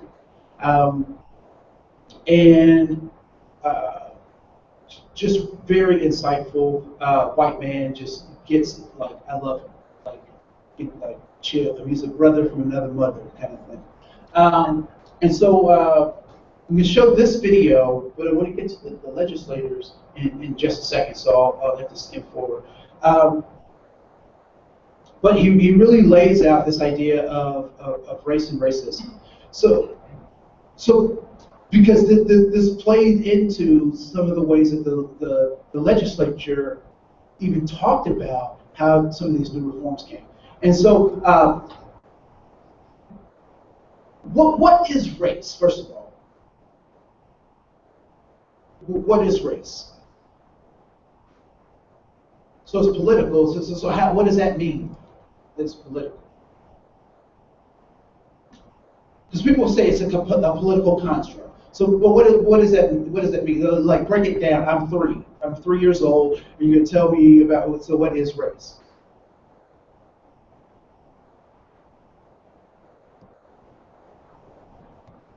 Okay, let's go through the back door. Anyone ever seen a Ford F-150? Right? What is a Ford F-150? It's a truck, right? It's a truck. Now, a Ford F-150 in Detroit is the same as a Ford F-150 in Ontario. Would that be safe to say? Yes? So in Detroit and in Ontario it's the same. So what if I took that truck to Mexico City? Is it still a Ford F-150? Yes. What if I took it to South Africa, Johannesburg, South Africa? Is it a Ford F-150? Yep. If I took it to Perth, Australia, is it a Ford F-150? Yes. So if I took it to Japan, is it a Ford F-150? If I took it to Ukraine, is it a Ford F-150? If I took it to Sweden, Norway, Germany, is it a Ford F-150? Yes, it is. Why? Because it is a Ford F-150.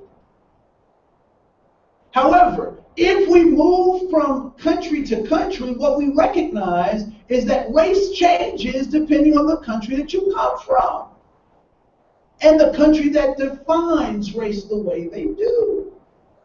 I was very surprised to find out that when I went to Egypt in North Africa, that my race was American. That was it. You're an American, huh? I was like, well, yeah, I am. Right? So race is important. So I'm going to have John Green just talk about that concept in just a second, and we'll pull up this other video from the legislature.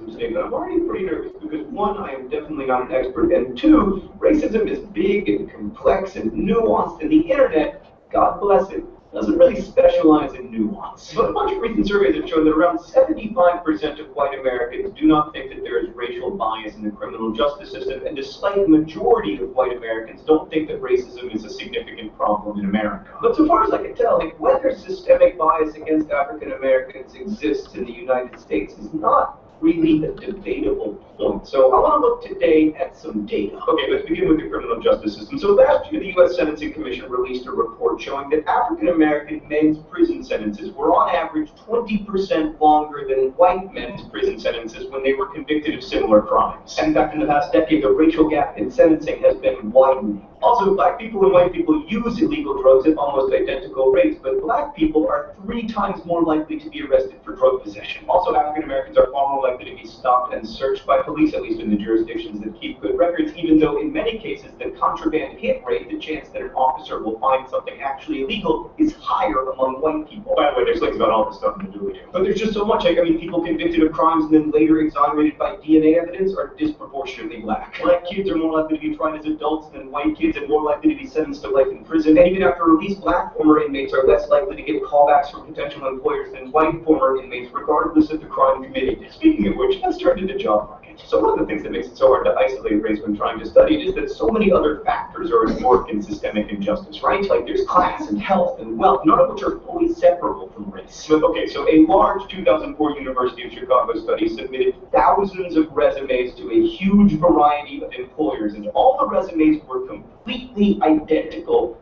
except for the applicant's name. It could be Emily or Brendan or Lakeisha or Jamal. And Lakeisha and Jamal got 50% fewer callbacks than Emily and Brendan, despite having literally identical resumes. Hank, I'm pretty sure that's about race. In fact, studies consistently show racial bias in employment and hiring in the U.S. and also around the world, but I only have 4 minutes, so links in the doobly-doo. In education, again, the evidence of systemic bias is pretty overwhelming. For instance, among American high schools with mostly black and Latino students, only 74% offer Algebra 2 as a class, just 66% offer chemistry. The percentages for mostly white schools are much higher. When it comes to healthcare, you could write a book about racial bias, and in fact, people have, but I'll just quote from an American College of Physicians report from 2010. Overwhelming evidence shows that racial and ethnic minorities are prone to poor quality healthcare than white Americans, even when factors such as insurance status are controlled. And as the report points out, by some measures, including life expectancy, which is really the ultimate measure, the disparity has been increasing for decades. Now, I want to be clear that most of this research establishes correlations, which isn't the same thing as causation. Like, certainly the tremendous economic inequality right now in the United States is a factor in racial disparities. But then, of course, race also factors into class and economic status. Like, for instance, much of the racial wealth disparity in the U.S. is due to inheritance. White people are far more likely to inherit money and land than black people are. And that's due in large part to the fact that for almost all of American history, it was basically impossible for African Americans to accrue wealth. Now, I think I'm obviously just scratching the surface here, but to deny the existence of systemic racism is to deny a huge body of evidence indicating that racial bias affects almost every facet of American life. Hey, the last thing I want to say is that while I think statistics and data are really important, I also think it's important to listen to the voices of people who have been affected by racism. Data is cold in a way that humans are not, and to really understand these statistics and their impact on the real lives of real people, we need to find ways to listen to those people. Hank can put together a playlist and some links in the doobly-doo as a start. Hank,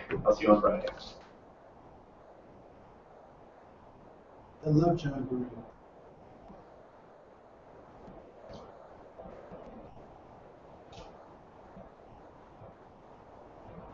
I have some other videos that we won't spend time with, but we'll make available to you for those of you who are interested in the PowerPoint.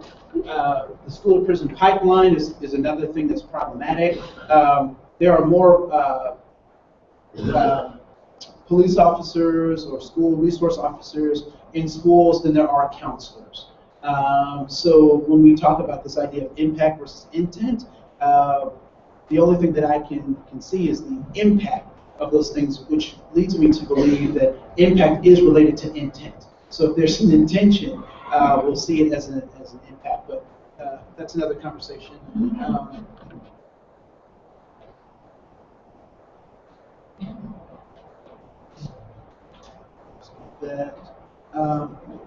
One thing I want to share with you is this idea of officer friendly is talked about in black communities differently than it is in white communities. And if you don't mind, I'll just show this short video. It's about a minute. A pastor in Atlanta gave this to his congregation as a Christmas present. So this was his Christmas message on YouTube to his congregation, and I found it heartbreaking yet contextually important. So.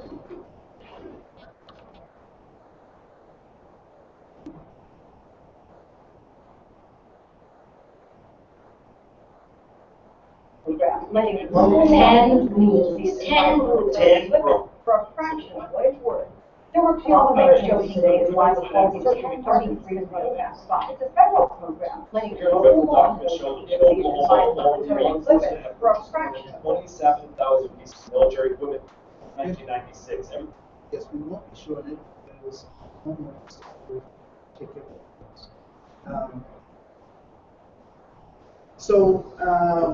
I'd like to spend 10 minutes looking at this this particular piece that comes directly from our legislatures on YouTube, and they shared the highlights of how they came up with these 2016 pieces. And I want you to think about what some of these overarching questions are around the sentencing stuff, or what might be some overarching motivations given what they're saying. Right? So here we go.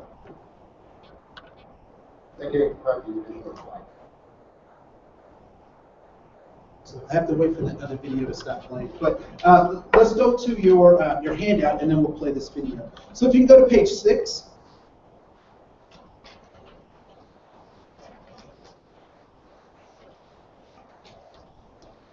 So the question is, you know, I don't know if you've heard these questions around Black Lives Mattering. Has anyone heard that question? Right? And then there's this idea that all lives matter. And then there's a third category of blue lives mattering. And I would say that having to choose is a false, I don't know if 3 makes a dichotomy. Can you have 3 as a dichotomy? But it's a false choice, right? So to say Black Lives Matter does not negate blue or all lives. And so to say all lives matter does not necessarily negate those other 2, but you don't have to choose a particular side. But I do think that it's interesting that people who are related to people who have been oppressed know this kind of intuitively, but this idea of Han is something that I thought was pretty incredible. And so the Koreans have a term called Han. And Han is simply the sorrow caused by heavy suffering, injustice, or persecution. Now, the Han is caused because people have been subjected to the rule of other people. In the United States, we would not use necessarily the word Han, but we would call it anger. So why are these people so angry? Oh, they have been subjected to the rule of other folks. And so so we have to recognize that anger or that hostility is real and is rooted in people's experiences. And whether those experiences are real or felt, their perception is their reality. And so we have to start with that if we want to be effective. We have to understand that the 13th Amendment to the Constitution has that Trojan horse. That exception has some profound impacts on people and how they get served. We also have to get over our diversity fatigue. Has anyone had a 5 or 6 year old complain to them about how tired they are? Right? Yeah. And what is your suggestion to that 5 or 6 year old that just talks about how tired they are? You say, go to bed, take a nap, right? Yeah, and oftentimes, I think that people who have not been in the diversity conversation, who have not been in the work of equity and justice, find themselves fatigued, but not for the right reasons, right? So I found it interesting. I used this graphic from Jeopardy, where people put this up every February, which I think is funny. That Jeopardy had Black History Month as one of the categories, and nobody answered any of those. That was the last category that was offered. While at the same time, I've heard people say, I am tired of talking about diversity issues. I'm tired of blah, blah, blah. But they really don't have any foundation for their tiredness other than the fact that they're tired of not being in the know. They're tired of the hard work that it takes to understand the other. And so it's important that we get these crash courses in U.S. history. And I would say that right now in U.S. history, we are very much at a very similar point. And this is what I'm finding out, that the universe keeps giving you stuff until you figure it out. So I keep getting the same tests and trials until I figure out how to solve it. And so right now, I feel like we're in 1865 again, that we're in the system of Reconstruction. And I would call this, the period of time that we're in, the third Reconstruction. That 1964 might be considered the second Reconstruction, but right now we're under a position that we really have to overhaul how we think in order to meet this new millennium. And so Holland shows itself in a number of different ways. Are there more black men in college or in prison? That is a false dichotomy, right? That is a question that's designed to get a certain kind of thought. What is the age range of a college student?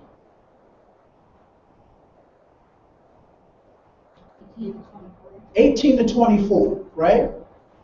What is the age range of a person that can go can go to jail, county jail, or prison?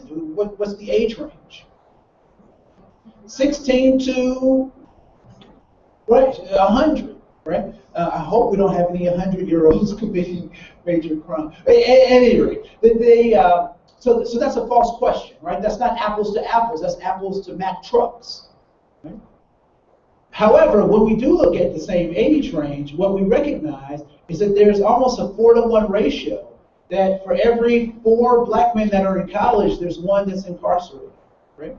So even that is a false dichotomy. But if you ask the masses, people won't give you that narrative. They'll give you the narrative that there are more black men in prison than there are in college.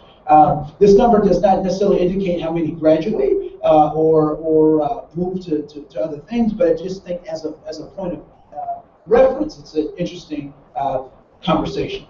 So I'm going to play this video.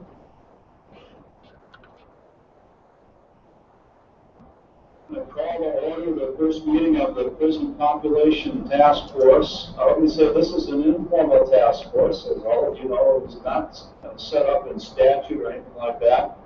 It was merely put together by myself and Representative Cornish to gather some information ahead of the legislative session. To give you an idea of the divergence of opinions that we're going to face here is that there are a number of my constituents that don't think there's anything wrong with putting people in prison. There's, especially when we read the papers and we find some of these people with 27 DWIs still driving, we find people who are raping and murdering that have been convicted and served 3 short sentences in a row before we finally got fluid and locked them up. During the bonding tour, you and I discussed very briefly the fact that Appleton is standing empty, privately owned, and I acknowledge that you are not really interested in private prison system, and I will tell you I have to agree with what Department of Corrections is a public safety issue, therefore should be within the public. But we did discuss the possibility of leasing that facility to the Department of Corrections.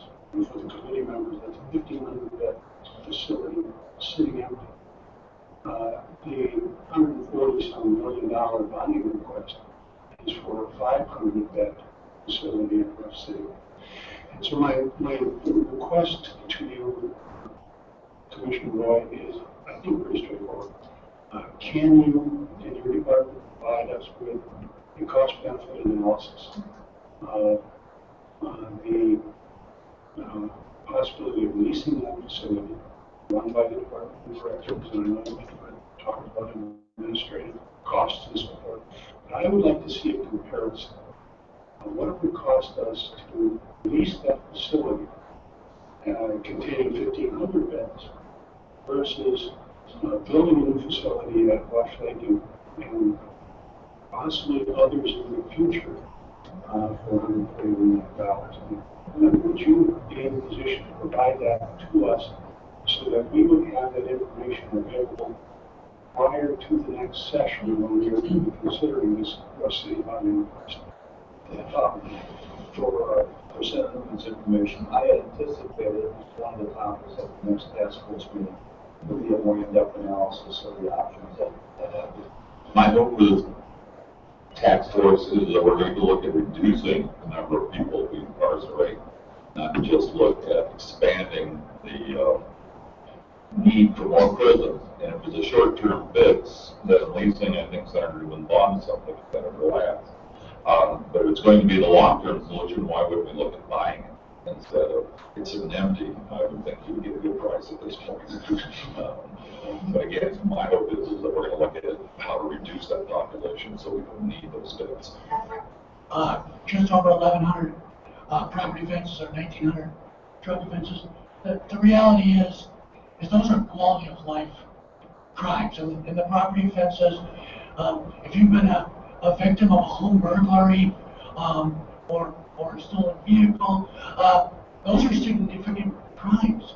And likely, we're not talking first-time offenders.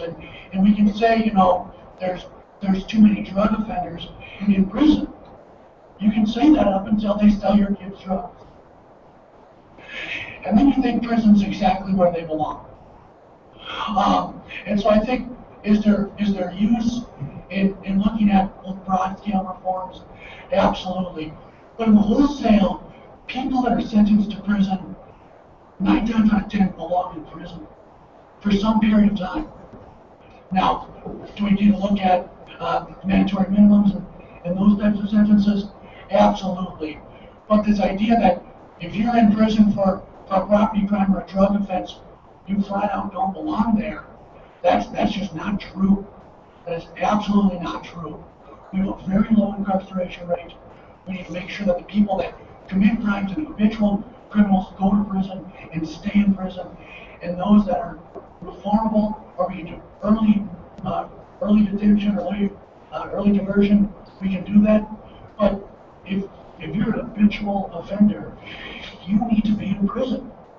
You've told society and your neighbors you can't get along well with others, and you need to be excluded. And that's just a fact. I'll just respond briefly to what you said, Representative Zerwas. 9 out of 10 of these people probably need to be incarcerated. Well, I mean, when you look at the over 3,000, that's 300 we can get rid of right now. That maybe don't need to be in prison. So I think if we really start to uncover and sort of dissect what we're doing with our criminal justice system, and I'm not going to disagree, there are individuals that do need to be removed from society. There are also other habitual criminals that are habitual because of mental illness, because of drug addiction and other types of things. And if we ignore those factors, even with habitual criminals, I think we're really missing the point. And we're not increasing public safety, which I think the whole goal of what we're doing here today should be, first and foremost, increasing public safety, and secondarily, looking at what we're doing with our criminal justice system and the increase in escalations of costs associated with it. Because as I heard Grover Norquist say, there's one thing that Republicans hate more than That's right. There's one thing that Republicans hate more than having people out that are in prison, and that is locking people up and paying the cost for those individuals that don't need to be out. So I think it's critical to stop and think about how we're spending our taxpayers' money, and are we giving, as I think Representative Considine mentioned earlier, a bang for our buck, with the primary purpose, of course, being public safety first. I guess I would venture to ask, if we instead treated people with substance abuse and mental illness instead of incarcerating them, would that not decrease the population considerably? Mr. Chair, Senator, we have outcome studies that look at outcome dependency, sex offender treatment, mental health treatment, and those studies indicate to us that treatment in our facilities reduces recidivism in return to prison, sometimes up to 20%. Mr. Chair. Senator. So if treatment is that successful, then why don't we do it instead of incarcerating people? Mr. Chair, we have a system that does both. Unfortunately, our treatment affects only about 30% of those that come to us. The dollar figure attached to treatment is for about every 100 treatment beds, it costs about $1.2 million. So, 2 sessions ago, the committee supported expansion of our treatment programs, and we were very thankful that we got that money to do that. I could sit here today and suggest that we could take $50 million more and focus on treatment and have pretty good results.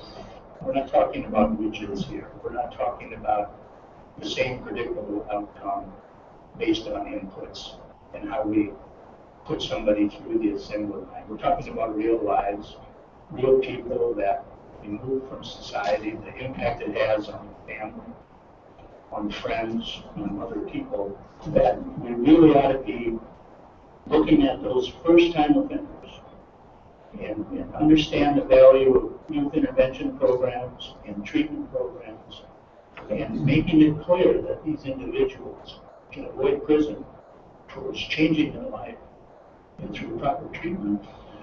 I think we can reduce the cost to our society, not only in terms of dollars, but in terms of the impact to the rest of us and those who threaten public safety.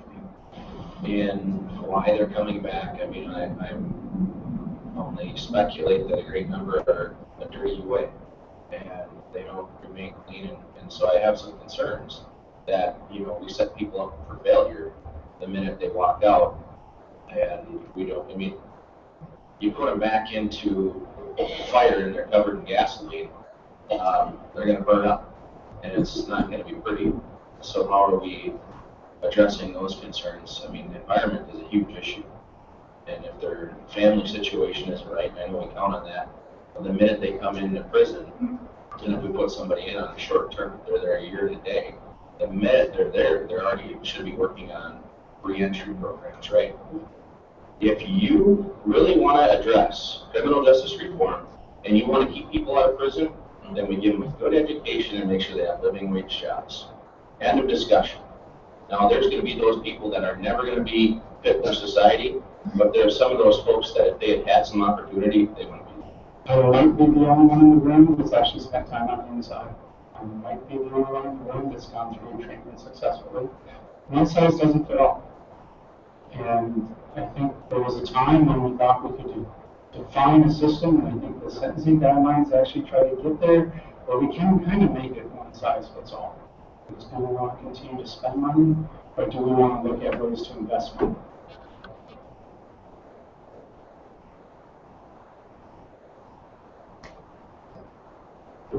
Questions, comments? Yes. I didn't see any black folks. I didn't see any minority folks. That was just personal. Yeah. He said he didn't see any black folks or so-called minority folks. So-called black folks. So-called. What else? Yes. Republican, Democrat issue, it's not a political issue. Yeah, so they talked about it as being a Democrat or Republican issue, but not as a political issue.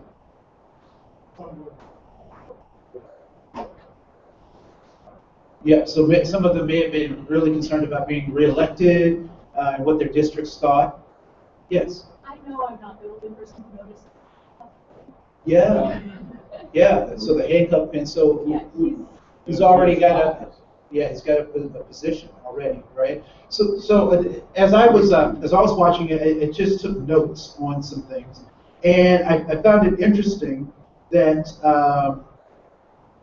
public safety was mentioned 3 times, that treatment was mentioned a total of 5 times, but cost analysis was mentioned 8 times. So the cost benefit was mentioned 8 times. So given that, given the nature of that, it would lead one to believe that what might be the priority? Money, right? Yes. That ultimately, but that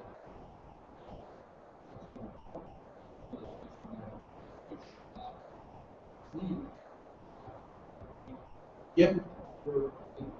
Yep. So rehab is expensive. Now, again, if we don't recognize history, we are destined to repeat it. Because in 1865, some incredible stuff started to happen. What event happened in 1865? What was the process that we were going through?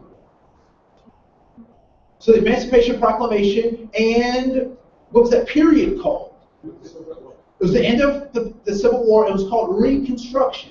Now, the interesting thing about Reconstruction is that the Republicans led Reconstruction. They were the party of Lincoln. They fought against those evil Democrats to make sure that people had equal access and equal.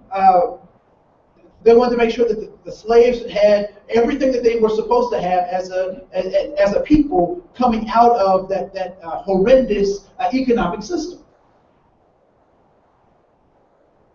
But the Republicans lost heart when they recognized how expensive it was, that they would have to start raising taxes. And so all these advances that happened by 1867 are now retracted by the time we get to 1868 and 1869. So now we're backtracking to the old system that we were because the money got in the way. And so we have to be conscious of that.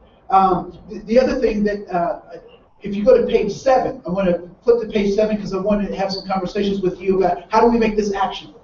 Here is the key question that we must ask ourselves. Is there something wrong with minorities?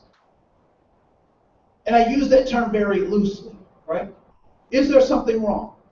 So if we say yes, then what should be our course of action?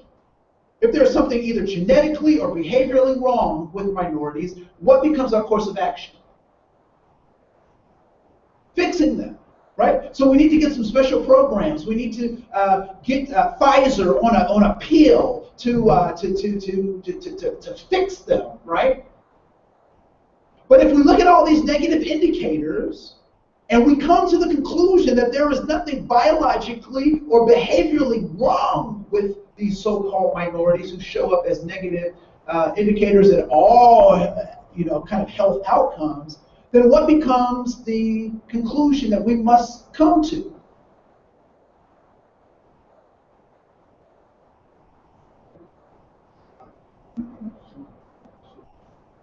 So if they're not broken, maybe they have a broken system. Maybe we have a broken system. Now, this is what I said. So I teach at Bethel, and it was very funny to hear the gasps when I said this. Because I told my students, I said, communism is a great system. I said, socialism is a great system. Capitalism is a wonderful system. Representative democracies, wonderful systems. And then you add people.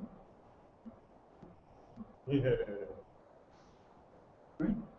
So the systems that we're operating require the people to be mindful of how they administer the systems or the responsibilities that they have to the system. So a couple of things that what we're operating in, and we oftentimes ask people of color to operate in this steeplechase. And the steeplechase is simply a race where there are lots of obstacles. And so we have obstacles that we either put in their way or obstacles that we present in their way. So one thing that I thought was profound, and I think Hennepin County did a really good job with this, in their juvenile justice kind of programming, one of the things that they did was they used to send tickets home with kids. They would send court summons home with kids. And what would end up happening? Kids would get bench warrants. Why? Because they never brought the tickets home and they didn't show up in court. And so the parents are, kids are doing stuff and then they get picked up with a bench warrant. And parents knew nothing about it. So guess what Hennepin County started doing? Calling the parents. The kid has this ticket, or the kid is appointed. And guess what happened to the bench warrants on these kids? It nosedived, right? Why? Because of the human interaction. The human interaction. So the last thing, and I think they did a good job of talking about this idea of treatment, and I think the treatment in incarceration need to be separate, and we don't need to use our incarceration as a method for treatment because it's cost effective. But this idea of trauma, and many of us are familiar with this idea of historical trauma, that is trauma that's happened in the past, that continually happens and gets passed on, and it actually changes the nature of how our genes and whatnot work. But I want to pay particular attention to these forms of trauma, particularly these adverse childhood experiences. Has anyone ever heard of the ACEs, adverse childhood experiences? And there are 3 categories of ACEs, and that's on page 7 at the bottom. There is abuse that is both that's physical abuse, that is emotional abuse, and sexual abuse. There is neglect, that is physical neglect or emotional neglect. And then there are household dysfunctions like mental illness, incarceration, substance abuse, divorce, or family relations. What ACEs say is that the more of these kinds of events you have, the likelihood of having or being so-called at risk rises exponentially by the number of the things that we have. But what we know is that many of us sitting in this room have some of these ACEs ourselves. We've been, we're children of divorce, or we survived domestic violence, or we witnessed those things. And so what has set us apart from other folks is our ability to be resilient. And we typically had one caring adult in our lives, or maybe many, or communities that helped us to fight off what these ACEs might have. But when you're in an oppressed community, it's very difficult to fight against those things. The last thing that I want to do is on page 8. And then I want to spend about a few minutes talking with you about what we can do given all the stuff that we've talked about. And I would like to say that bigotry and prejudice is a part of our human nature. It's a part of our human nature. I have 2 Great Danes, and I like my Great Danes, Ozzy and Benson. And one is like a blue silver Great Dane, and the other one's like a brown color, and it looks like Scooby-Doo. And I love my Great Danes, love them. One of the problems is if I don't move fast enough, one of my Great Danes has a rather small bladder. And so if I don't move fast enough and let him out, he'll go right at the door, right? And why does he do that? Because he's a dog. He's an animal, right? And I'm trying to train him and that kind of stuff, but he's training me that I got to move faster, right? So he's training me. And so in our reptilian brain is the most basic and primary part of our brain. It's the oldest part of our brain. And that is where bigotry and prejudice and tribalism lives. And our ancient ancestors, they had to look for two things. They were always watching out for danger. And they were also looking to mate. And so those things, they were like, okay, is it dangerous? Okay, no, it's not dangerous. Can I mate with it? Right? So that was, the old brain is looking for that stuff. And so what we know is that that brain is with us today. That same brain. And it's become more sophisticated, but some of the things have been are disconnected. The context has changed, but our behaviors haven't. And so our ancient ancestors thought that nighttime was bad and that daytime is good. And what we've done in our modern times is we've translated that into light being good and dark being bad. Look at how we've been socialized, particularly in the West, around concepts of black and white or dark and light. Right? So the light fluffy cake is called the what? The white fluffy cake? Angel food cake. But the dark chocolate delicious cake is called devil's food cake. When people participate in celebrations of life, they are to wear white. But when they're in celebrating death, we're to wear black, right? In the game of pool, the white ball, its object is to do what? Knock off all the other balls off the table, and the last ball, the white ball, is to knock off is the black ball. Now, I know you're saying, Andre, you're going too far with this stuff, but what I would like to suggest to you is that those little things have been a part of our socialization, and they sit in that reptilian brain until we're pushed to start making decisions, and we go right back to that. The fear does not allow us to be conscious of our full mind, but it operates in that small part of our brain in the back. And so these kinds of things lead to something that I would call a misnomer, which is implicit bias. I don't believe that there's implicit bias. I believe that there's lazy bias. Lazy meaning that you haven't explored all of the things about yourself. Your car has blind spots. Implicit bias is simply a blind spot. But you don't drive your car without knowing your blind spots. And how do you find those blind spots? You either crash into something or you look for them, right? So this idea of implicit bias is really about being lazy because you're not looking for your bias. And so I'd like for us to think about how do we become fully mindful, particularly when we start talking about this idea of sentencing and who gets caught for what and what questions do we raise both in the courtroom or with officers or even with our clients to help them think critically to move out of their reptilian brain and into their prefrontal cortex, where major decisions should be made based on the mammalian brain, which is how we feel, and that danger in procreation center, which is in our primal brain. So I'd like for you to just take a couple of minutes and talk with your neighbors, and I'll give you about 5 minutes to do this, and then I want to come back and have a larger conversation. What are two things that you think you might be able to do differently, given kind of what we've talked about in terms of this idea of looking at racial bias, the sentencing issues, and how you might show up in court differently? So what are some things that you might be able to do given what we've talked about? I'll give you about 5 minutes to do so. And that's 5 minutes facilitator time.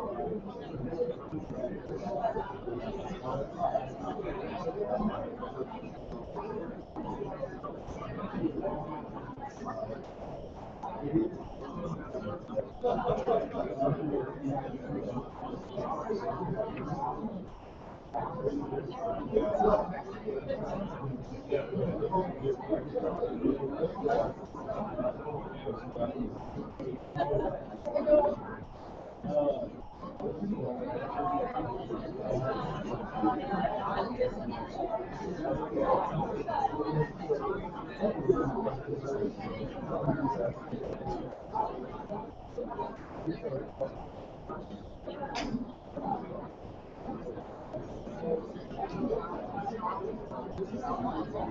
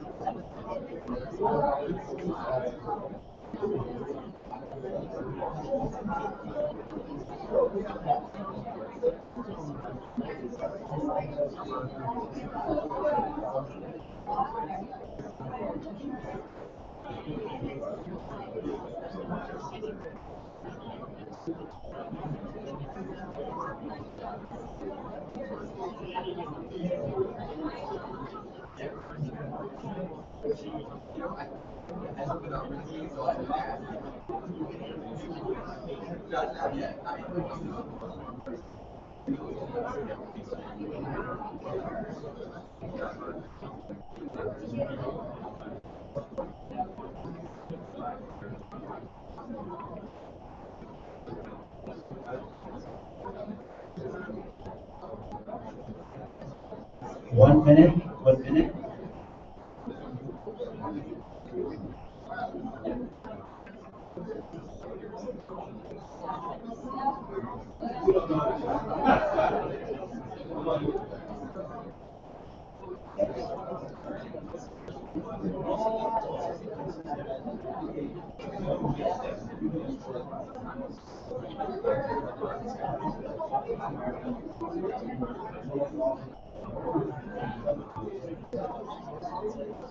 Four, three, two, one.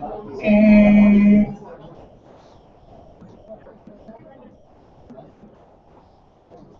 so, did anyone hear something that was innovative or practical or something that you hadn't thought about as you're talking in your groups that you might do as a result of having conversations?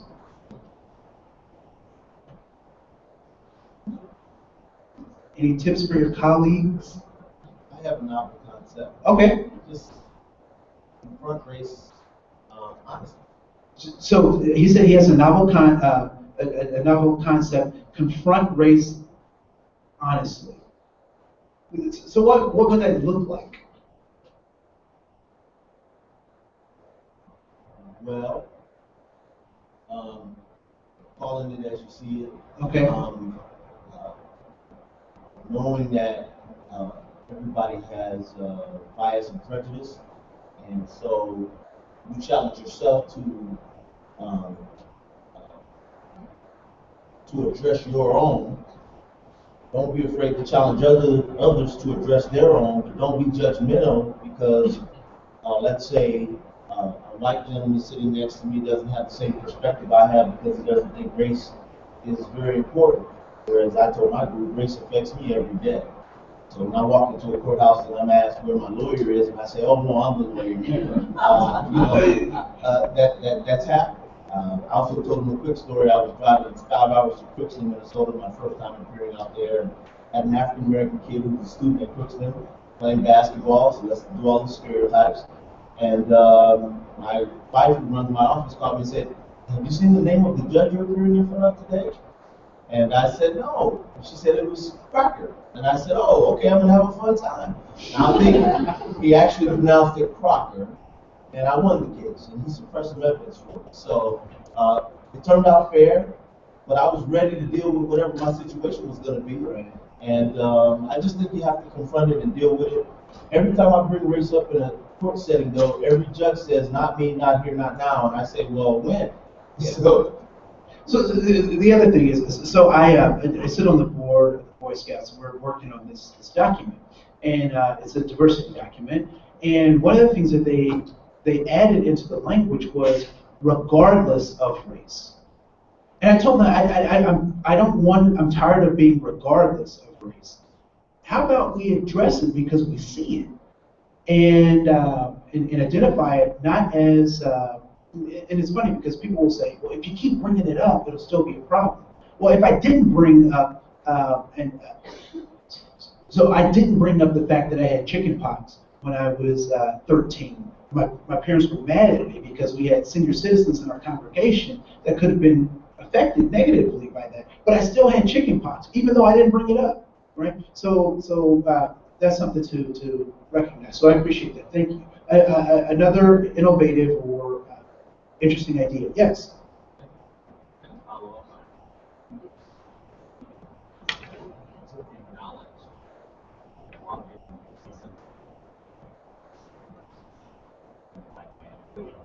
Feel a little nervous, and then to acknowledge that, yeah, that's because of bias.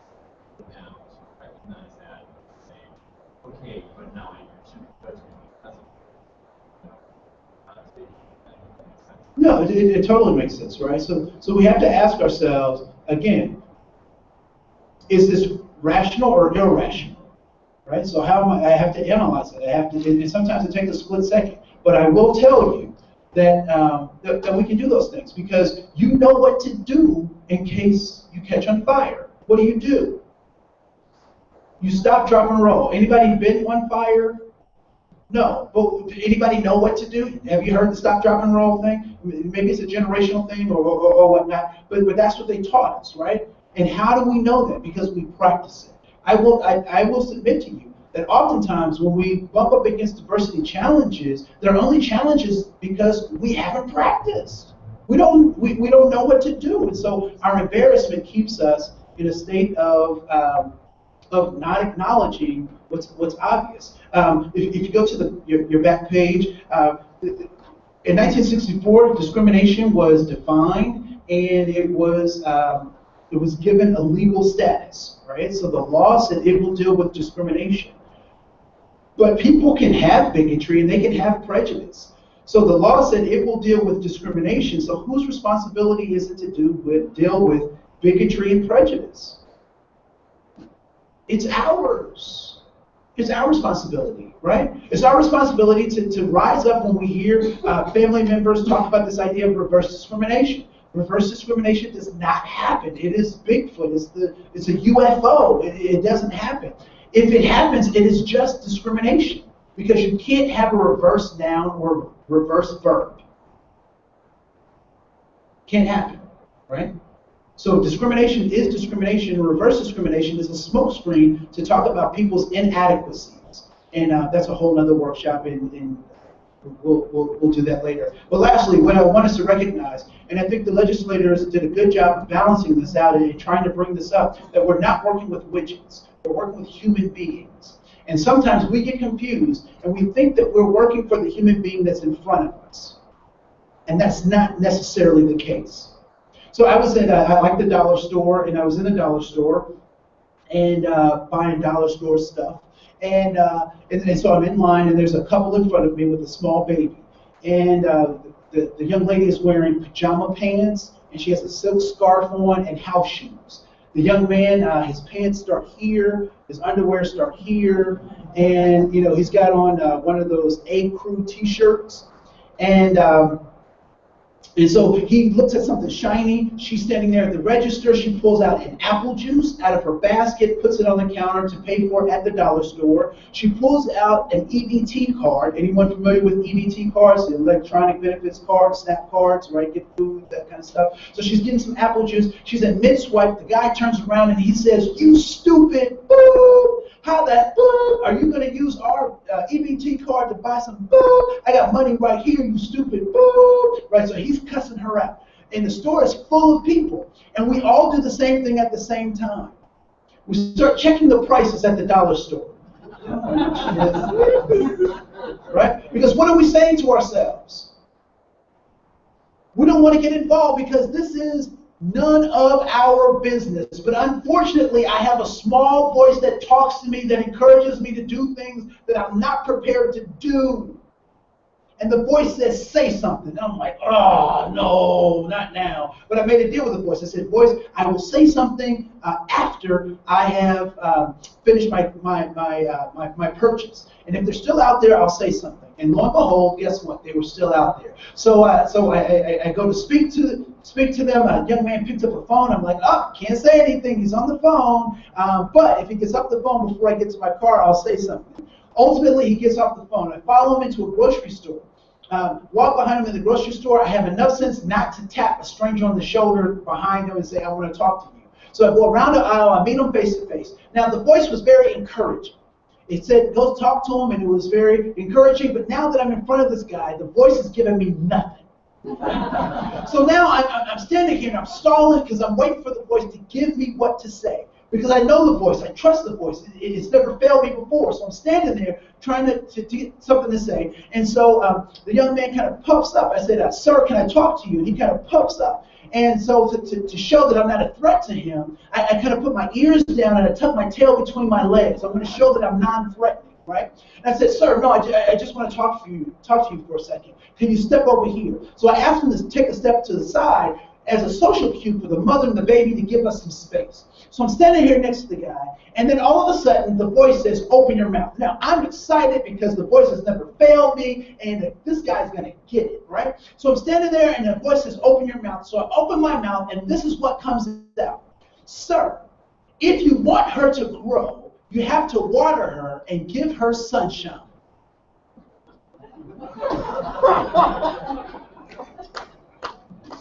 I'm like, so I repeated, not for him, but for me. I'm like, what is this?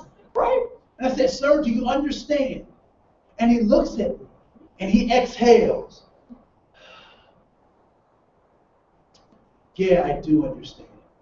I said, thanks, I've done my job, I left, and blah, blah, blah. And it took me a long time to figure out why I was compelled to speak. And my first initial reaction was that I was supposed to put this man in his place. But that wasn't the reason. The secondary reason that I thought was that I was defending this woman, that I was standing and showing her some honor and dignity. But that wasn't necessarily the answer. But when I got the answer, it changed how I interacted with people for the rest of my life. And I figured out that why I was compelled to speak was because of that small child. The child needed someone to interact, to disrupt all the things that were happening in his life. And will this guy go back to calling her that? I don't know. But I certainly believe that he will think about it. I also believe that this child had an experience with someone who was able to interrupt that stuff that will ultimately impact him for another generation. Sometimes we get confused and we think that we're working with the person that's in front of us, when in fact, when we give them justice, when we give them everything that is that they've earned, or everything that is rightfully theirs because of their existence. When we do that, we not only do that for them, but we do it for every generation behind them. When we talk about this idea of historical trauma, I believe that we can also do historical healing, and that healing goes from generation to generation. Part of what we need to do to curb this incarceration problem is get people to remember that they are whole and that they are human, because the world is trying to distract from them and trick them with obstacle illusions. My name is Andre Cohen. Thank you so much for your time.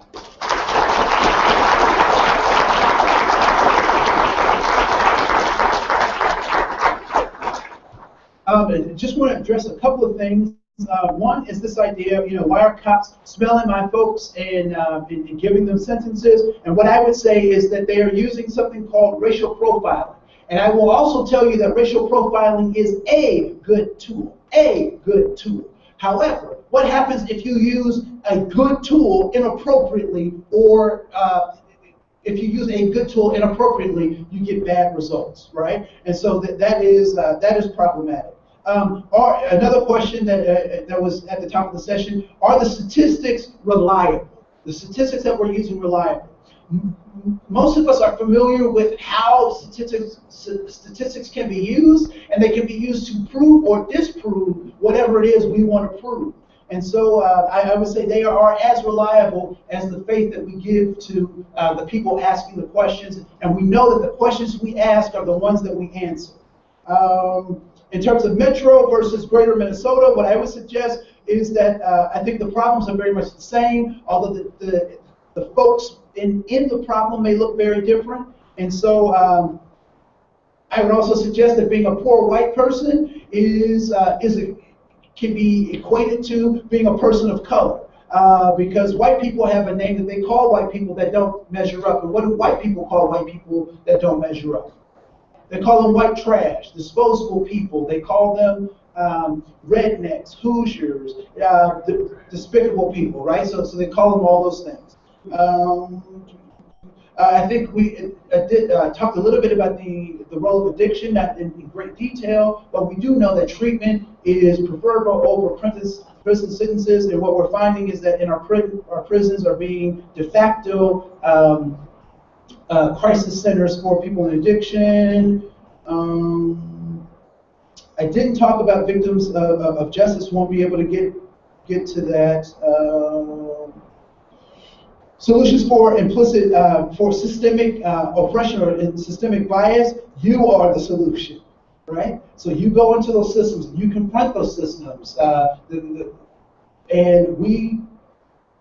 the great thing about things that human beings make is that they can be reformed, right? We can reform them. Trying to go through all the questions. I think that was the majority of them. If you have any other questions or comments, feel free to contact me. I do bar mitzvahs, and I'm a riot at funerals. So thank you so much for your time.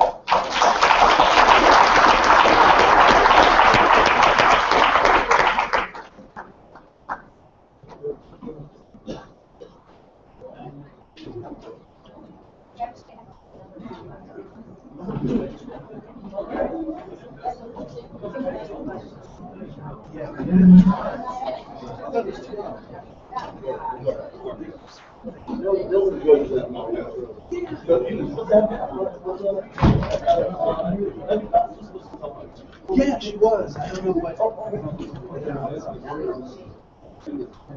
Thank you.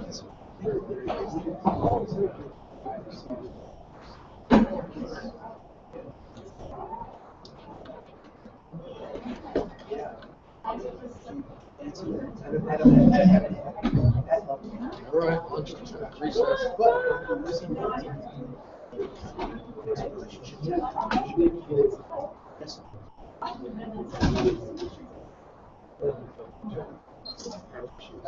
Yeah, thank you.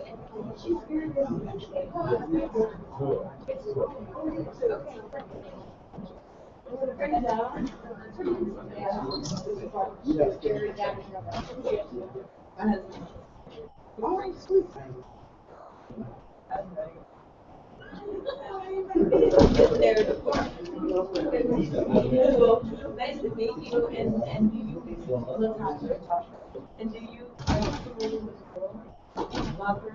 Oh, yeah. Okay. Laurel and I used to go to Okay, yeah, my husband and her husband. Good. But I was talking to you, travel and like I work at home. I think maybe have this actually for me.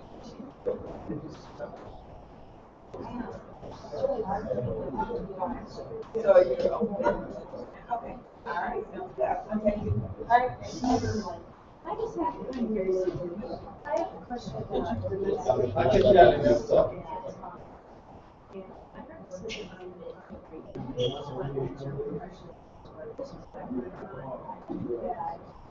Child who received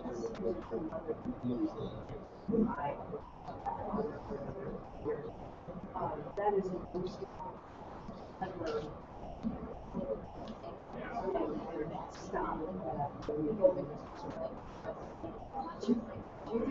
I heard that is that consistent with your studies? Myself, I can't say because there's so many. The others, yes. But I can't say that this is different. I don't know if I want to be here, but I do know that resilience of that, but more adults,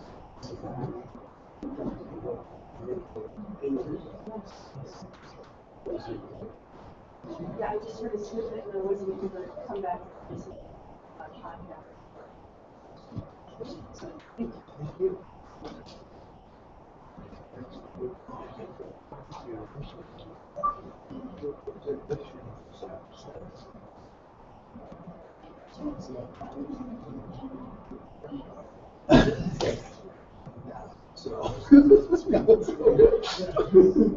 No. Yeah. Yeah. Yeah, that's a little switch there.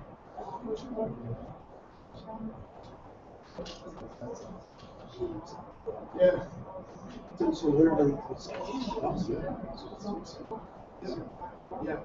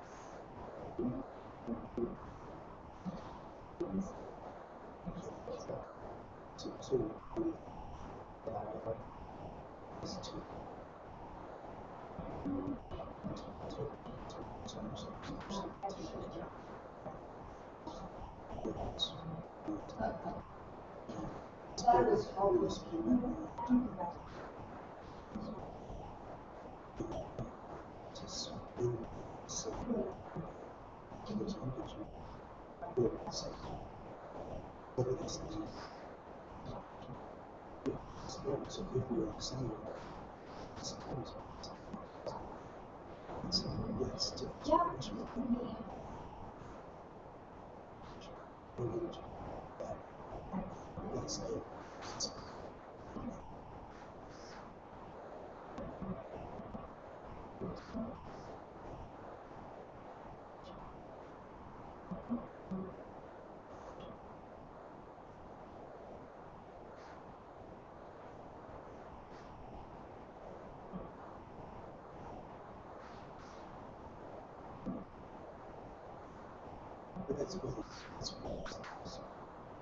when we have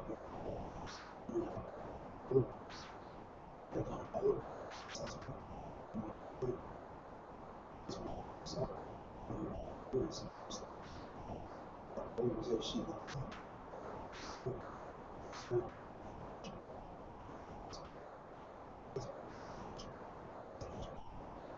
that was